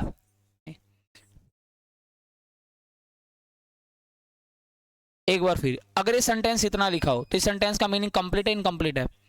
वी डिडेंट लैक, कि हमारे पास कमी नहीं थी। व्हाट, किसकी कमी नहीं थी? आपको बताना पड़ेगा कि हमारे पास टीचर्स की कमी नहीं थी, हमारे पास भाई टेक्निकल सिस्टम की कमी नहीं थी, हमारे पास भाई क्या नाम है बेंचेस की कमी नहीं थी, पैसे की कमी नहीं थी, है ना? तो कमी नहीं थी, किसकी कमी नहीं थी भाई? एनीथिंग, मतलब किसी भी चीज की कमी नहीं थी। तो ये ऑब्जेक्ट किस वर्ब का बनेगा? लैक वर्ब का। तो लैक कैसी वर्ब होती है? तो क्या इसके साथ ऑफ आएगा? तो मीनिंग ट्रांसलेशन मत करना। तो ध्यान रखना भाई कि कुछ ऐसी वर्ब होती है जो दोनों रंग उड़ सकती है, ट्रांसिटिव भी और इंट्रांसिटिव भी। लेकिन कुछ ऐसी वर्ब होती है बेटा जो हमेशा ट्रांसिटिव होती है। हमेशा का मतलब ये होता है बेटा इनके बाद आपने कभी भी प्रेपोजिशन का प्रयोग नहीं करना। और ये सारी बातें मैं आपको डिस्कस करूंगा प्रीपोजिशंस के अंदर। तो आज के लिए इतना ही भाई, मिलते हैं आपको नेक्स्ट वीडियो में। तो मेरी तरफ से सभी स्टूडेंट्स को भाई गुड नाइट।